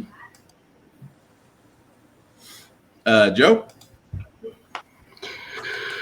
Pretty much everything Tafari just said. Anything Kingpin does after enduring that is completely and utterly justified. I really thought they said Latvian, but it was actually Latvian. Okay. We went to the embassy. That threw me too, because I thought we got a mention. I actually had to ask someone, it's like, what do they speak in Latvia? It's like Latvian. It's like, okay, so they did. We built a city on rock and roll in Latvian. But still. Everything else is fine. I like that. Frank broke down Matt and made him realize, no, you're doing this for him, but you need to be out there doing this for everybody, because I'm not going out there.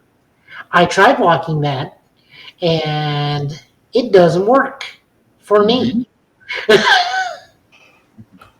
True. Although I did love the fact that the whole thing is like you didn't come here seeking help. You came here seeking permission, because the whole thing with him was you went dark side when Bullseye killed Foggy. You went dark side and you threw him off a building, and now you're afraid of what you'll do if you go back, if you don the mask again, which I thought was interesting. Like, so it's like and I made a joke about this on Bird's Eye View. I'm like, DC, this is how you do a person's name. Not the whole, why did you say that name? You literally saw Punisher you saw Frank look at Matt and go, say his name. Just say his name. And you see conflicted Matt can't say his name. But at the same time, the moment he said, I'm sorry, not the line. He sat there and said, Poindexter got life. And then Frank, be petty or not, turns around and says, did Foggy get life? And I'm like, ooh. that was the one that made Matt swing on Frank, and even Frank was like, I'm not mad, because that's what he's like. That's the rage you want to tap into. Well, if you want to go after him, go for it, but don't come to me and try to be all high morality when you already knew what I was about. But it was between that and Kingpin. I was like, I was wondering why Kingpin was able to stay calm the entire time. He is basically using Adam as his own human pincushion. But I'll give it to him. He's keeping his word to Vanessa. He didn't kill him. He just beats him severely every night, but he didn't kill him. But it's still funny where everybody's like, well, nobody saw Muse. I'm like, well, it's a guy who basically picks up people who go missing and nobody looks. Even when someone points it out to Matt that a lot of people have went missing, but nobody is looking for them. So I'm not sure if we're going to get the scene to where Muse actually built up a mural of the bodies. We may or may not. But again, this was really a good episode. I can't talk about it enough that the writing was great. The fact that Murdoch will be back in full costume again. I will say this, because we are getting 9 episodes this season and we're getting 9 episodes next season. Do we really need to rush any other characters right now being revealed, or are we good on the story pace as it is? I think we're good. When I saw the newest kidnapping victim, I was like, "Oh, could this be a reveal for Miles?" And then I saw his day was going. I'm like, "Never mind, you are cannon fodder." And then with all the bodies strung up in the little wherever he's hiding under the subway area, he's clearly gonna, I think, announce himself doing something. It's just all the cops and all the other anti-vigilantes are looking for a guy in a white suit. Nobody caught Muse by mistake looking for White Tiger. Right. That's the thing I don't understand. But like you guys said, we are gonna wind up getting to the White Tiger just because the mantle is passed down to a relative, so we are bound to see that. Would she be a young Avenger then? Because she's like what? She's like clearly a teenager. Yeah. She'd be I want to say Avenger, but low level defender if I'm right. Possible champion. Yeah. Champion, because that's what the movie's called now, right? Yeah. Yeah, Champions what the movie's called, yeah. Champions is feeling like it's gonna be Champions like Femme Fatale featuring Spider-Man, because we've got Kate, we've got Ant-Man's daughter, and now we've got young Ava Ayala, I think her name is. Yeah. And then Miss Marvel. So not really seeing it. I mean, possibly Billy, and Tommy if he finds him before whatever they're going to do. So yeah, that is a fair point. But yeah, anything else outside the episode we can add to it?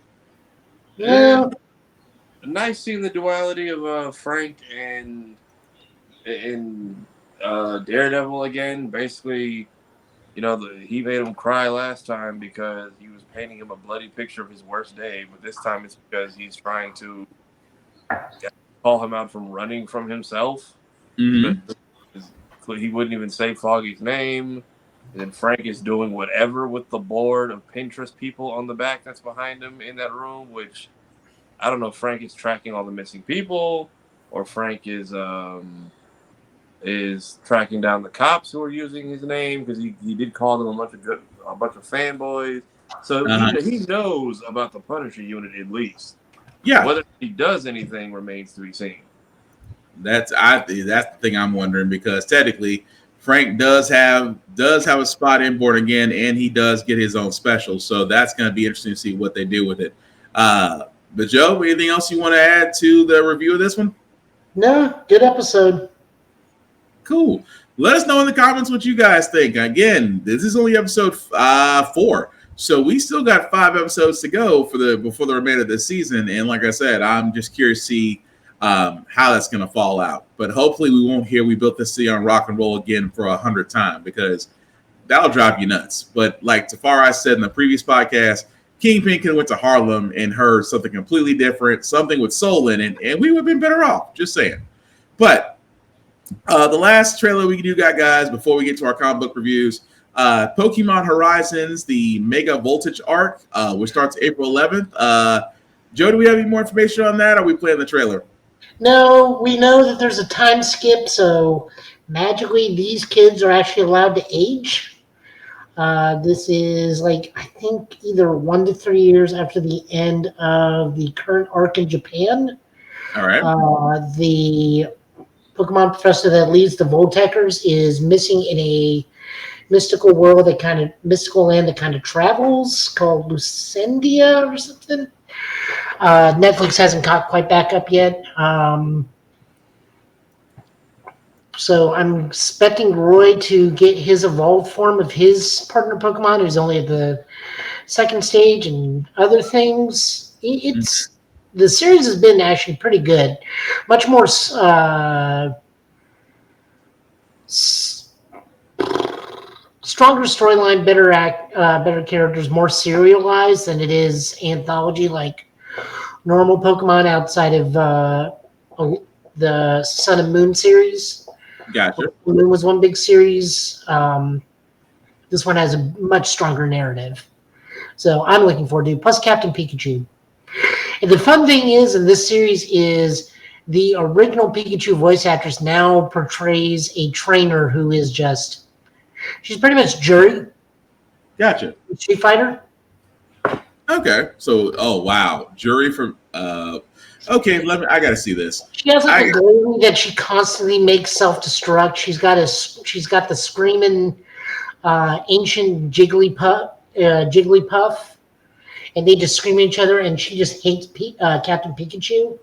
It's the best thing ever because it's the voice actress from the original Pikachu.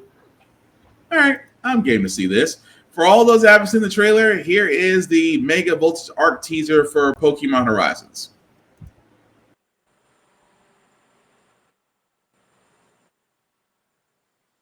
I just realized something. Hold on. Yeah. Let's get that. So let's try that again. Apologies, guys.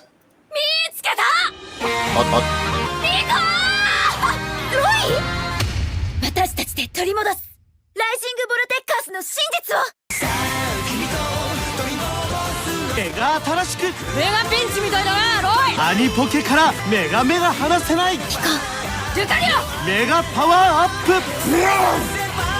もう一度私たちの大空へ向かって Roy reunites with Liko in episode 90. They will try to reunite the Rising Volt Tacklers in hopes of finding Charizard and Freed. Spinel has captured all of Lucius's Pokemon, except for Rayquaza. A new character named Oruto will make his debut, and he owns a Sableye. Both Roy and Oruto have Mega Rings, and have trained together in Kalos. The series will take a 2-week break, and will continue on April 11th with a 1-hour special featuring 2 back-to-back episodes. All right, that's interesting. So that was the trailer for the Mega Voltage Arc teaser for Pokemon Horizon starting April 11th. I see what you mean now. I would probably give that a shot. It's kind of been a while since I've watched Pokemon. So I will probably give that a shot to see what it's about. But anything else you want to add to it, or Tafari, your thoughts on it? I mean, if we're doing time, is the goal still to be the greatest Pokemon master for this kid, or are they on a completely different mission? Microphone. Joe, you're muted. Joe, you're muted. No, she's actually on school assignment. Okay, because I'm like, if we do time skips, that's fine. I would like, whether it's like in the background of a television, photo, news article, I'd like to see an aged up Ash and the gang referenced at some point. They're not in this part of the world because they're in the Scarlet and Violet area, so they're like in Spain. The Kalos region is like what cut off from the rest of the world, or what? No. It's just that I don't know where the timeline on that is. So they're in Kalos and whatnot. So they're like over in Pokemon Spain and in Pokemon France. In Europe, meanwhile, like Ash is over in Japan.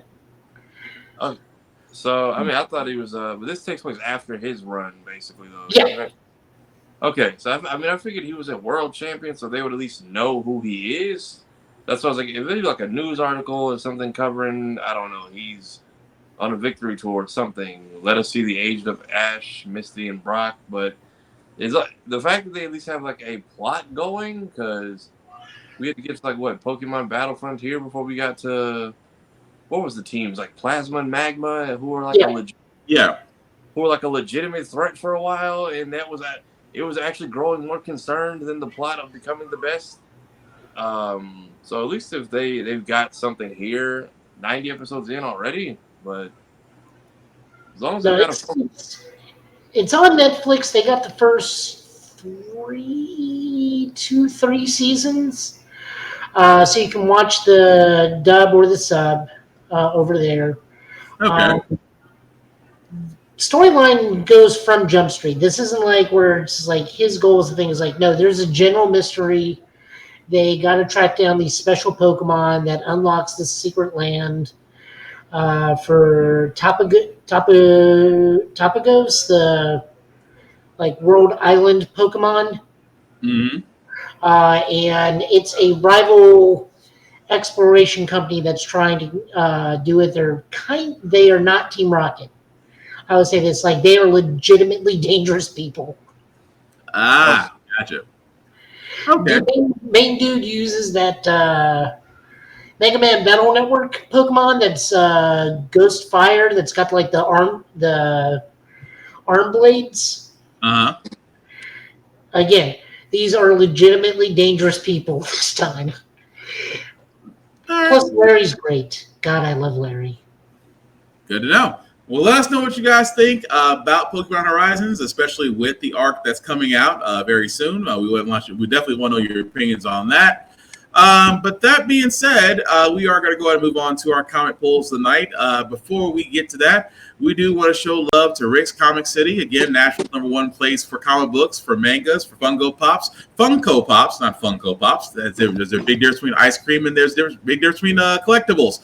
But collectibles you can find at Rick's Comic City, Nashville location, Clarksville location. Also, their website at rickscomiccity.com. Definitely check them out. Why? Because you see our faces on their television, so they want to show us love, so we want to show love to them back. Definitely check out rickscomiccity.com. If you are in the Middle Tennessee area, if you are not, please support your local comic book stores, support your local independent bookstores, support your local libraries. Because, guys, I don't know if you know this, Liesberries. Thank you for watching me this far. Libraries carry the most up-to-date comics, mangas, and video games. I found that out yesterday. Libraries carry video games now. At the same time, guys, independent bookstores and comic book stores need our patronage. They need your hard-earned dollars because, yes, Amazon is easy, Barnes & Nobles is easy, even reading your comic books online is easy. But trust me, please support and shop local. You will miss these stores when they are gone. But with that being said, guys, I'm going to say, Joe, you're still getting your things up. Well, I was also going to say, check out their awesome book club, the Next Chapter Society. I actually have a friend that is a part of that, and they brought me to one of their book club book swaps. It was a lot of fun. So if you get the chance to do that, by all means, please go do. Do you know when they meet up, or is it just usually Tuesdays? Tuesdays once a month. You can just find it at Next Chapter Society. Cool. Or you can go to the National Public Library and see about joining from there. Nice. Always up for joining the book club that's not Oprah. I'm sorry, that was wrong. But with that being said, Joe, I do see you're at Comics Up, sir. So whenever you're ready. First off, we got Absolute Flash #1. This is written by Jeff Lemire, art and cover by Nick Robles, and colors by Andrea Lucas. This is the start of Absolute Flash in the Absolute Universe, where we can punt children into the ocean if you're Batman. This is Wally West. In this one, Wally is a military brat who's being tired of not being able to make friends because his dad moves too much. Befriends Barry Allen and somehow gets super speed powers. This is a solid start to the series. A little different. Grodd looks super weird if that is Grodd. Right. But otherwise, I had a good time with it. I like Jeff Lemire's writing. The artwork is solid. I'm a big Wally West fan. So this is a very solid introduction to The Flash.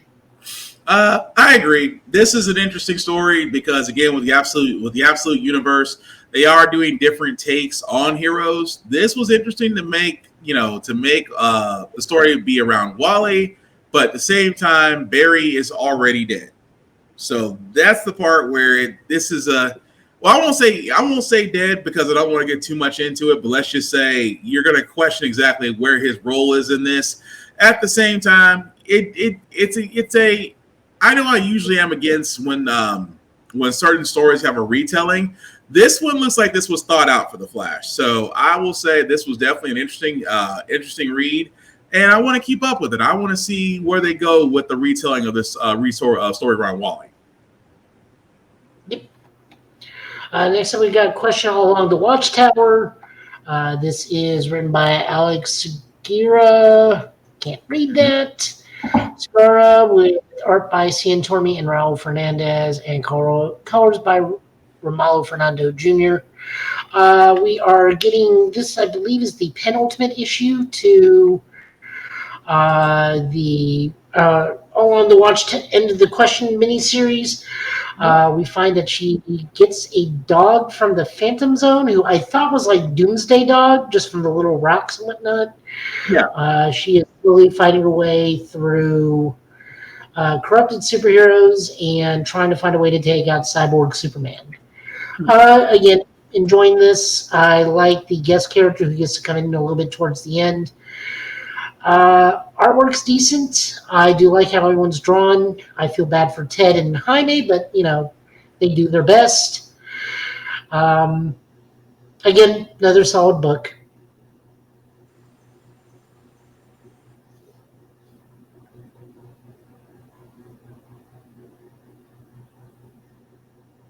Did you die?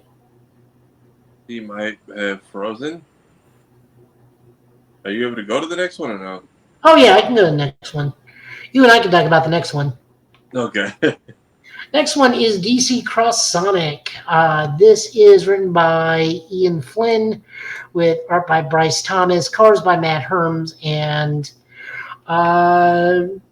Darkseid invades Mobius, or Mobius crosses over into the DC universe. I'm still not sure which is which, because they do a lot of stuff in this book, and I'm just not sure which side crossed over to what side. Because I know there are parademons on Mobius in certain areas, but they're also in the city area, and I'm not sure if that's supposed to be Metropolis or Gotham. Because they're human? No, they're not humans. They're animals. So they are on Mobius still. I'm not super far into the Sonic comic. Okay. Oh, that was actually good though. Sorry guys, I had to step out for a second. I apologize. No, we figured you had something to do. But it's cool. It was cool to see this collab come through.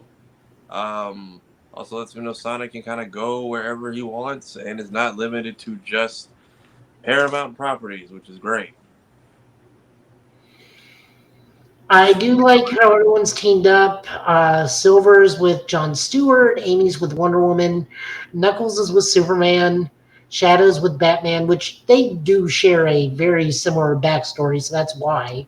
There's even already someone doing voice work on certain panels. Sonic is teamed up with naturally with the Flash. Right. Which I love that Flash says he's speed personified, and Sonic goes, well, he's speed perfected. Even though this is Wally, so that means he can steal Sonic's speed if he wants to. Yeah, the matchups, the team ups were interesting on this one. I will say that. I do like the fact that they still they kept it linear to the Sonic lore as far as Knuckles and the Master Emerald, as far as the islands and Silver and the rest of them. But yeah, the matchups between Sonic and Superman, Sonic and Flash, Knuckles and Superman, Shadow and Batman, and then Miles and Amy along with Cyborg and Wonder Woman, and Green Lantern still being thrown in this. It is. I'm gonna be honest. This is a fun read. This is a really, really fun read. So yeah, I am definitely looking forward to this series. Even though it's gonna be a limited run, but still, I'm gonna be honest. This really did get my attention. I liked it. Anything else you got, Tavares? No. This is a one shot, or this is gonna be a series? This is gonna be a mini series. It's gonna be a mini series. How many books does that usually run? Probably 5 or 6. Mm-hmm. If they do a omnibus or all in one, I might pick it up because if nobody near me is carrying this, so that's Because I think they're also supposed to fuse at some point. Yeah, that's my guess. like each character becomes merged with one of the DC heroes. Yes. I think I've seen concept art of that they've done a few months ago, so that wouldn't shock me either. It would be, and like I said, it's interesting so far. That's why I'm kind of seeing where they go with this. But I do like the fact that it's not really drawn dark because, again, this is kind of being geared towards kids a little bit. It's even Darkseid was drawn like a Saturday morning cartoon villain, but it wasn't really dark at what we're used to. So I guess that being geared toward kids, it just makes it more lighthearted. But I got no complaints. Yeah, he reminds me of the version of Super Friends he was in, Challenge of the Superpowers. Yeah. Where Firestorm and Cyborg were on that team. Yep. That'd be it. We don't need to remember those. We don't talk about Proto situation. Moving on over, we got Miles Morales number 31. This is the finale of the Pools of Blood arc in Miles, where Deadpool's having an outing with his daughter, trying to assassinate Miles. Mm-hmm. They are trying to take out Agent Gao, who has aligned herself with a mysterious god who's given her powers. Mm-hmm. Who you get to find out who it is. And more gods come in because Miles is now dealing with Anansi a whole lot in this thing. Shift also gets a new name and new identity. So he's no longer also Miles Morales. He has a full persona, finally, which is nice. Yeah. Very sweet of it, too, how he gains the new identity. I really did like that. Fantastic book. Artwork doesn't disappoint. Written by Cody Ziegler, art by Luigi Zagaria, and colors by Brian Valencia. Yeah, it was also interesting. Anansi has no chill. He has zero chill whatsoever. But I did like the fact of Deadpool and Ellie being a part of this, and Deadpool being himself, takes every shot he can, but still gets what he wants at the end. Which makes me, with Deadpool's story, which kind of intersects with Miles Morales for this one. But overall, it's a good episode. Good issue. With this Deadpool being kicked back to his world, and Miles wasted no time in that. But yeah, the fact that of course he's getting his own name now, and it just sets up for something else, especially at the end with Anansi and Thor talking. Yeah. Mm-hmm. Next up, we're on Exceptional X-Men with number 7. This is a collateral damage issue, which just kind of means technically not part of X-Man Hunt, but X-Man Hunt kind of touches on it a little bit. Yeah. It's written by Evel Ewing, art by Nolan Woodard, colors by Nolan Woodard, and art by Carmen Carino. Pretty much the nitty-gritty is Kitty and Emma are teaching Bronze and Melee and filling them in on what could have been theirs had Krakoa prospered, but of course, man just can't leave them alone. Right. Meanwhile, Axio is really getting into the being a part of Verate, but unfortunately, we learn who Verate's present CEO is. Spoilers: the cover actually doesn't lie. At all. I'm sorry. The more I looked at the cover, I'm like, y'all just really threw that in our faces, huh? Well, it's better than being lied to. Like, Superman dies this issue. No, he doesn't. Fair point. I'm going to be biased because this is, once again, kind of Emma focused, so that means I enjoy it more, but I can see where some people may not like this. It has very little to do with X-Man Hunt. Like, Charles tries to get them to help out, and they're all just like piss off. Or no, Iceman runs in to let everyone know Charles has escaped, and everyone's got to get like the kids need to get the lesson of Charles Xavier. And Katie's like, he's a good guy. Sometimes he's a bad guy. He just kind of like, he really sucks sometimes. That was But he does it for the right reasons. Right. That was the whole gist of it. It's like, is he a good guy? He's like, well, he's done some good things. He's done some terrible things. And I've said it all the time. Charles is a pacifist and a hypocrite. Yep. So solid book. Moving on over into X-Force number 6, or no, X-Force issue 9. Remember, guys, X-Force is wrapping up. This is one of the 3 books slated to be canceled. This is X-Man Hunt number part 6 of 7. While Forge, Tank, Captain Britain, and Rachel are still dealing with La Diabla, who's an alchemist and scientist who's teamed up with not quite Colossus and a version of a Sasquatch known as Rampage. Charles has communicated to Sage, who has quit over the death of Surge, which is the reason why I'm barely even interested in this book. Surge was the only reason I was going to read it. They got rid of her, so interest out the window. While Forge and the team gets their butts handed to him by La Diabla, Sage hooks up with Charles, and we learn that the golden egg is the final resurrection cocoon of Krakoa, and Charles uses it to resurrect his wife, Lilandra. And then they go off to space to go find his daughter. Yeah, that's it. Again, hypocrite. You will burn your entire team just to resurrect your wife and go save your child, and wonder why Scott is pissed. I mean, what parent wouldn't go that far if he had the ability?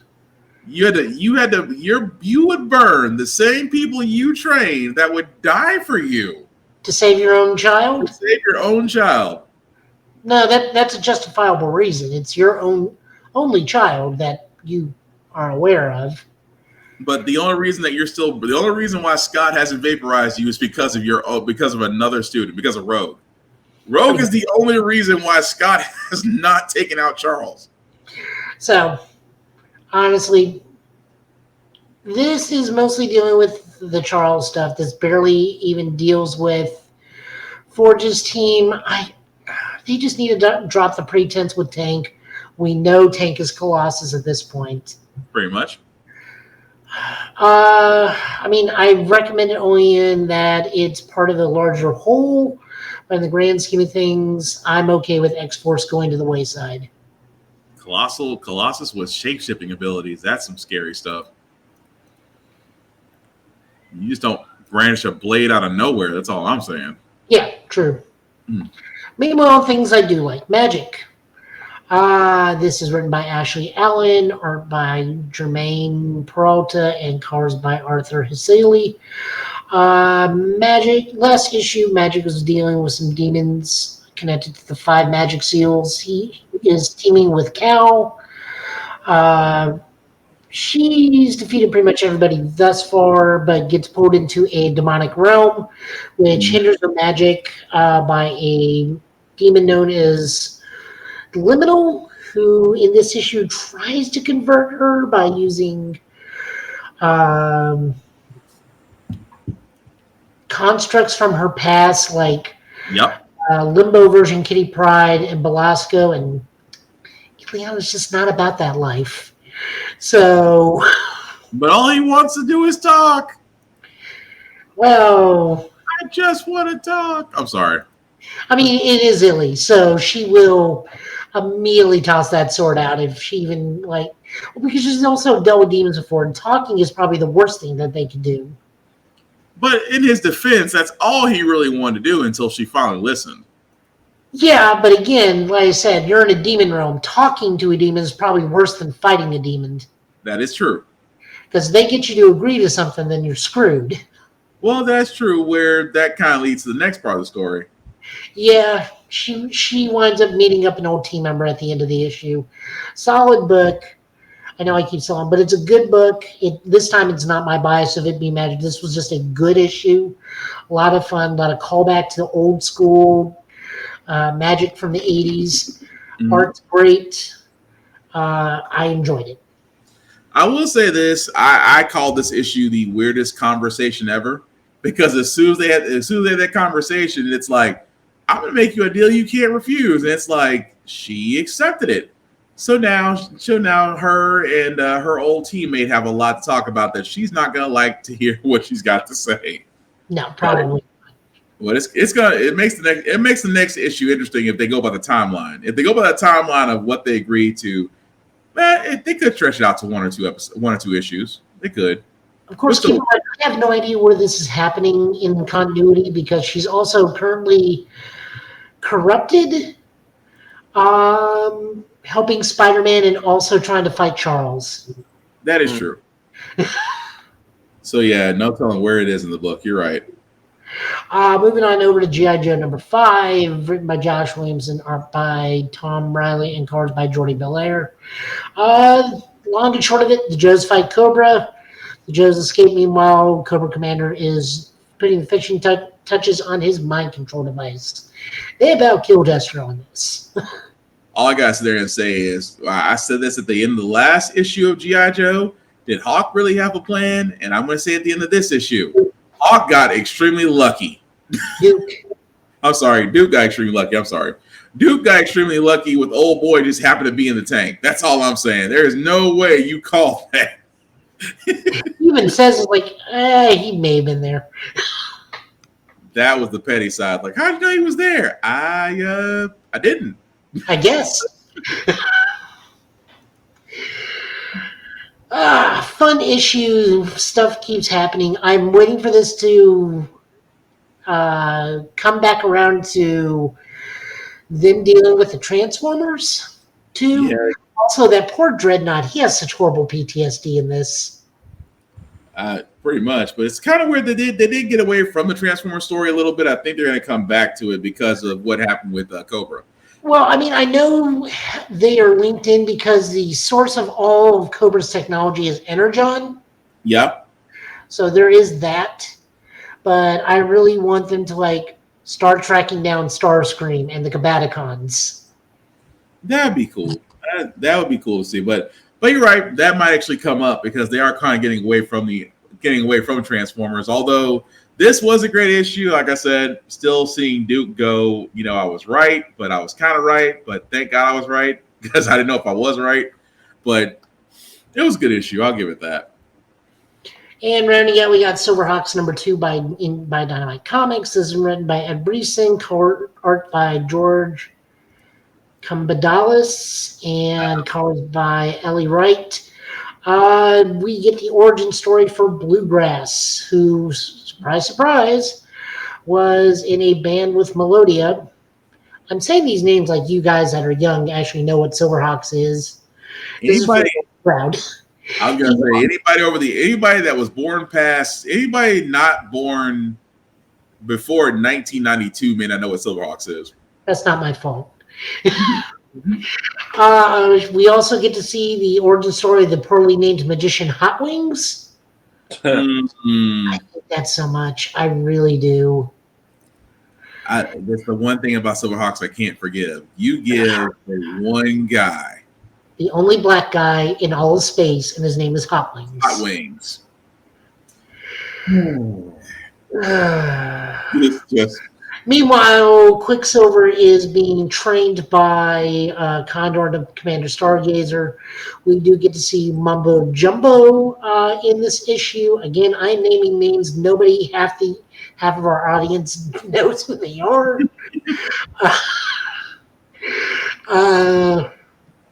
But great issue. I like that we're getting some origin stories. It fleshes out the characters a little more. Yeah. Especially Bluegrass, because he was just called Colonel Bluegrass, and it never got explained. So now we know the Colonel comes from his country music roots, not a military background. Yeah. Again, great artwork, great origin story. I wish they could give Hot Wings a different name. We just can't get away from that. We just cannot get away from that. Just Jesus. He's even like the worst part is he's like his armor isn't like bright orange because they have the Copper Kid, but it's like a muted orange. Yep. And they gave him elf ears. Oh, it just keeps getting worse. And he's got the Luke Cage headband that's centered around that jewel on his head. Yeah, yeah. Now, next issue, we are getting the Steel Twins, which was my favorite pair on the Silverhawks team. So I am looking forward to next time. But again, great issue, good artwork, solid story, fleshes out a lot the characters a lot more. Mm-hmm. So I'm down for that. Down for this issue. Except the hot wings, but I can't help that. The hot wings thing still bothers me, but that's just me. But all right, I'm sorry, Joe. Was that all of? Was that your pull? Okay. All right. Well, thank you, Joe, for the pulls as always. As we wrap this up, to let everybody know what we're going with, I'm going to start first with the man, the myth, the legend, Tafari TV, sir. Will people know what you're doing? Potentially streaming tomorrow. Right, that's still a thing. Does that also work here too? Let's. Yep, there it is. Okay. Also streaming here as well. Trying to get my new base set up. Still handling post-con crunch from BlurredCon. Waiting for approvals to post certain footage, get access to it. If you watch the streams back, I did get it timestamped so everybody can find themselves. Invincible Skit is on the channel. I just did a review for Magazine Dreams. Anniversary video tomorrow. I have another unboxing I need to post soon. Other skits I'm working on, voice things I have also done, possibly come out tomorrow. I'm still waiting to hear back on that. Stay tuned. Doing a lot in a lot of places, and you'll see. All right. Okay, Joe, we'll let people know what you're up to, sir. If work will give me a break, I'll stream some Metal Bringer and some Next Warrior Plans until Ghostbird comes out, and that's only if it gives me a baby. Hold up, Joe. You sound underwater for a second. No, that's just me in general. There you go. Now you sound better. Good. I said I will be streaming Metal Bringer if work gives me some breathing room. I will also try and stream some more MechWarrior Clans as kind of like a lead into Ghost Bear. Uh-huh. But that's like only if work will chill out and let me like have some downtime. Oh yeah, that's what I say. You're in the middle of that season. I understand. Yep. So yeah. So not too much is happening. Cons are starting up. I know I'll be at MTAC. I think there's like a con happening, I want to say like right now or next week, but I'm not driving to Clarksville for that. So, yep, I'll probably be at MTAC. I know I'll be at Nashville Comic Con in June. Other than that, just chilling out playing games. Gotcha. Cool. All right. Well, again, guys, I apologize. I know for the better part of this podcast, I was pretty much the banker from Deal or No Deal. Hopefully, we'll get this fixed when we go back to StreamYard next week. I'm hoping. But before I get to myself, some shameless plugging as always. Shout out to APR TV. Always press record. Why? Because our show shows up on their networks. You can definitely watch APR TV on Roku or Amazon Fire TV. Definitely give it a watch as their content and viewership goes back to us as it should be. Also, check out BlurredStation.com. Again, BlurredStation also had a BlurredCon stream at BlurredCon. You can definitely check it out on the BlurredCon YouTube channel, as you'll see Tafari and others that were also there. But for BlurredStation.com, again, it is the vehicle table that we always ask for our content, our viewership, most importantly, our dollars should be going to. If you want to check out BlurredStation.com, hit the Join Now button, select the Blurred's Eye View Affinity membership, select any member there. It is $10.99 a month to stream BlurredStation. $10.99 a month. You cannot beat that with a stick. After 36 months, guys, you do get the ability to own a piece of BlurredStation, and it does not get any easier to own a bit of a network such as that. As for myself, guys, you can find us at the Get Bit Podcast on all socials, at YouTube, Facebook, and Twitch. You can find my own personal page, Black_Spartan615 on all socials. The podcast can be seen wherever podcasts can be seen or heard. At the same time, guys, like, share, and subscribe to everything that we do because we simply cannot do this without you. Cons are still going on, as you heard from Tafari and Joe. The rules still apply, guys, and the rules can also be seen on Tafari TV's page, as he now has 5 videos about going to the con now. Or am I wrong? So how many what now? Was it 5 or 4 videos about the con experiences you got up right now, Tafari? I think I'm down to my last one, actually. Hold on. Let's see. Playlist. Yeah, I think I may be actually done with this series. It's a very fun series. I'm sorry? I was because it's one long video, but I just broke it up into parts. But actually, because I know I scheduled it. Yeah, so my last one goes up April 1st. And the playlist is... Come on, where you at? Let's see. 1, 2, 3, 4, 5, 6, 7, 8, 9. Yeah, we have 10 parts right now. Cool. So it's a 10-part series. I highly recommend that you watch it because part of my rules are pretty much also within that 10-part series. Respect the cosplayer at all times. Cosplaying is not consent. Please treat people like human beings. Please do not treat them like objects of affection. Please do not be cringy. Why? Because it runs to guys like me that'll throw you out of the con. Number 2, hygiene is important. Please wash your ass. It's more important now that I have kids, and my kids are like little petri dishes, which means if they get sick, I get sick. And the way that we can combat this, guys, is to wash ourselves, wear clean clothes. Hygiene is important because if I find out that you got my kids sick and they eventually got me getting sick, then I'm going to come back and whoop your ass. And the third rules I have for myself is I have for everybody else in a world that is cold. And right now it is very, very freaking cold. Be nice, be kind, share, and talk about your fandoms. Don't be a dick, and we'll all be cool. At the same time, guys, protect your peace, check on your folks. Do something that makes you happy or makes you smile. And if you have the ability to make somebody else happy or make them smile, do that. The world could use a lot more of it. But hopefully we'll be back here, guys, next Friday. Same Get Bit time, same Get Bit channel. Fellas, any last words we call tonight? Check out the Looney Tunes. Also, Snow White is out. I can give you the Hideo Kojima review. I saw. I'm sorry. Go ahead, Joe. I'm sorry. Go ahead, Tamar. No, that's it. That threw me off when you said Hideo Kojima review. Damn. Yeah, that's what he said. I saw Snow White. I know. It's just. The moment he said, I didn't mean to laugh and cut him off. But that being said, guys, as you can tell, everybody's smiling, including me. But you really can't tell. But that being said, he's been Tafari, he's been Joe, I've been Will. This has been the Give It Podcast for tonight, guys. Thank you all for watching. Please take care of yourselves and each other. I promise we'll get through this. Peace.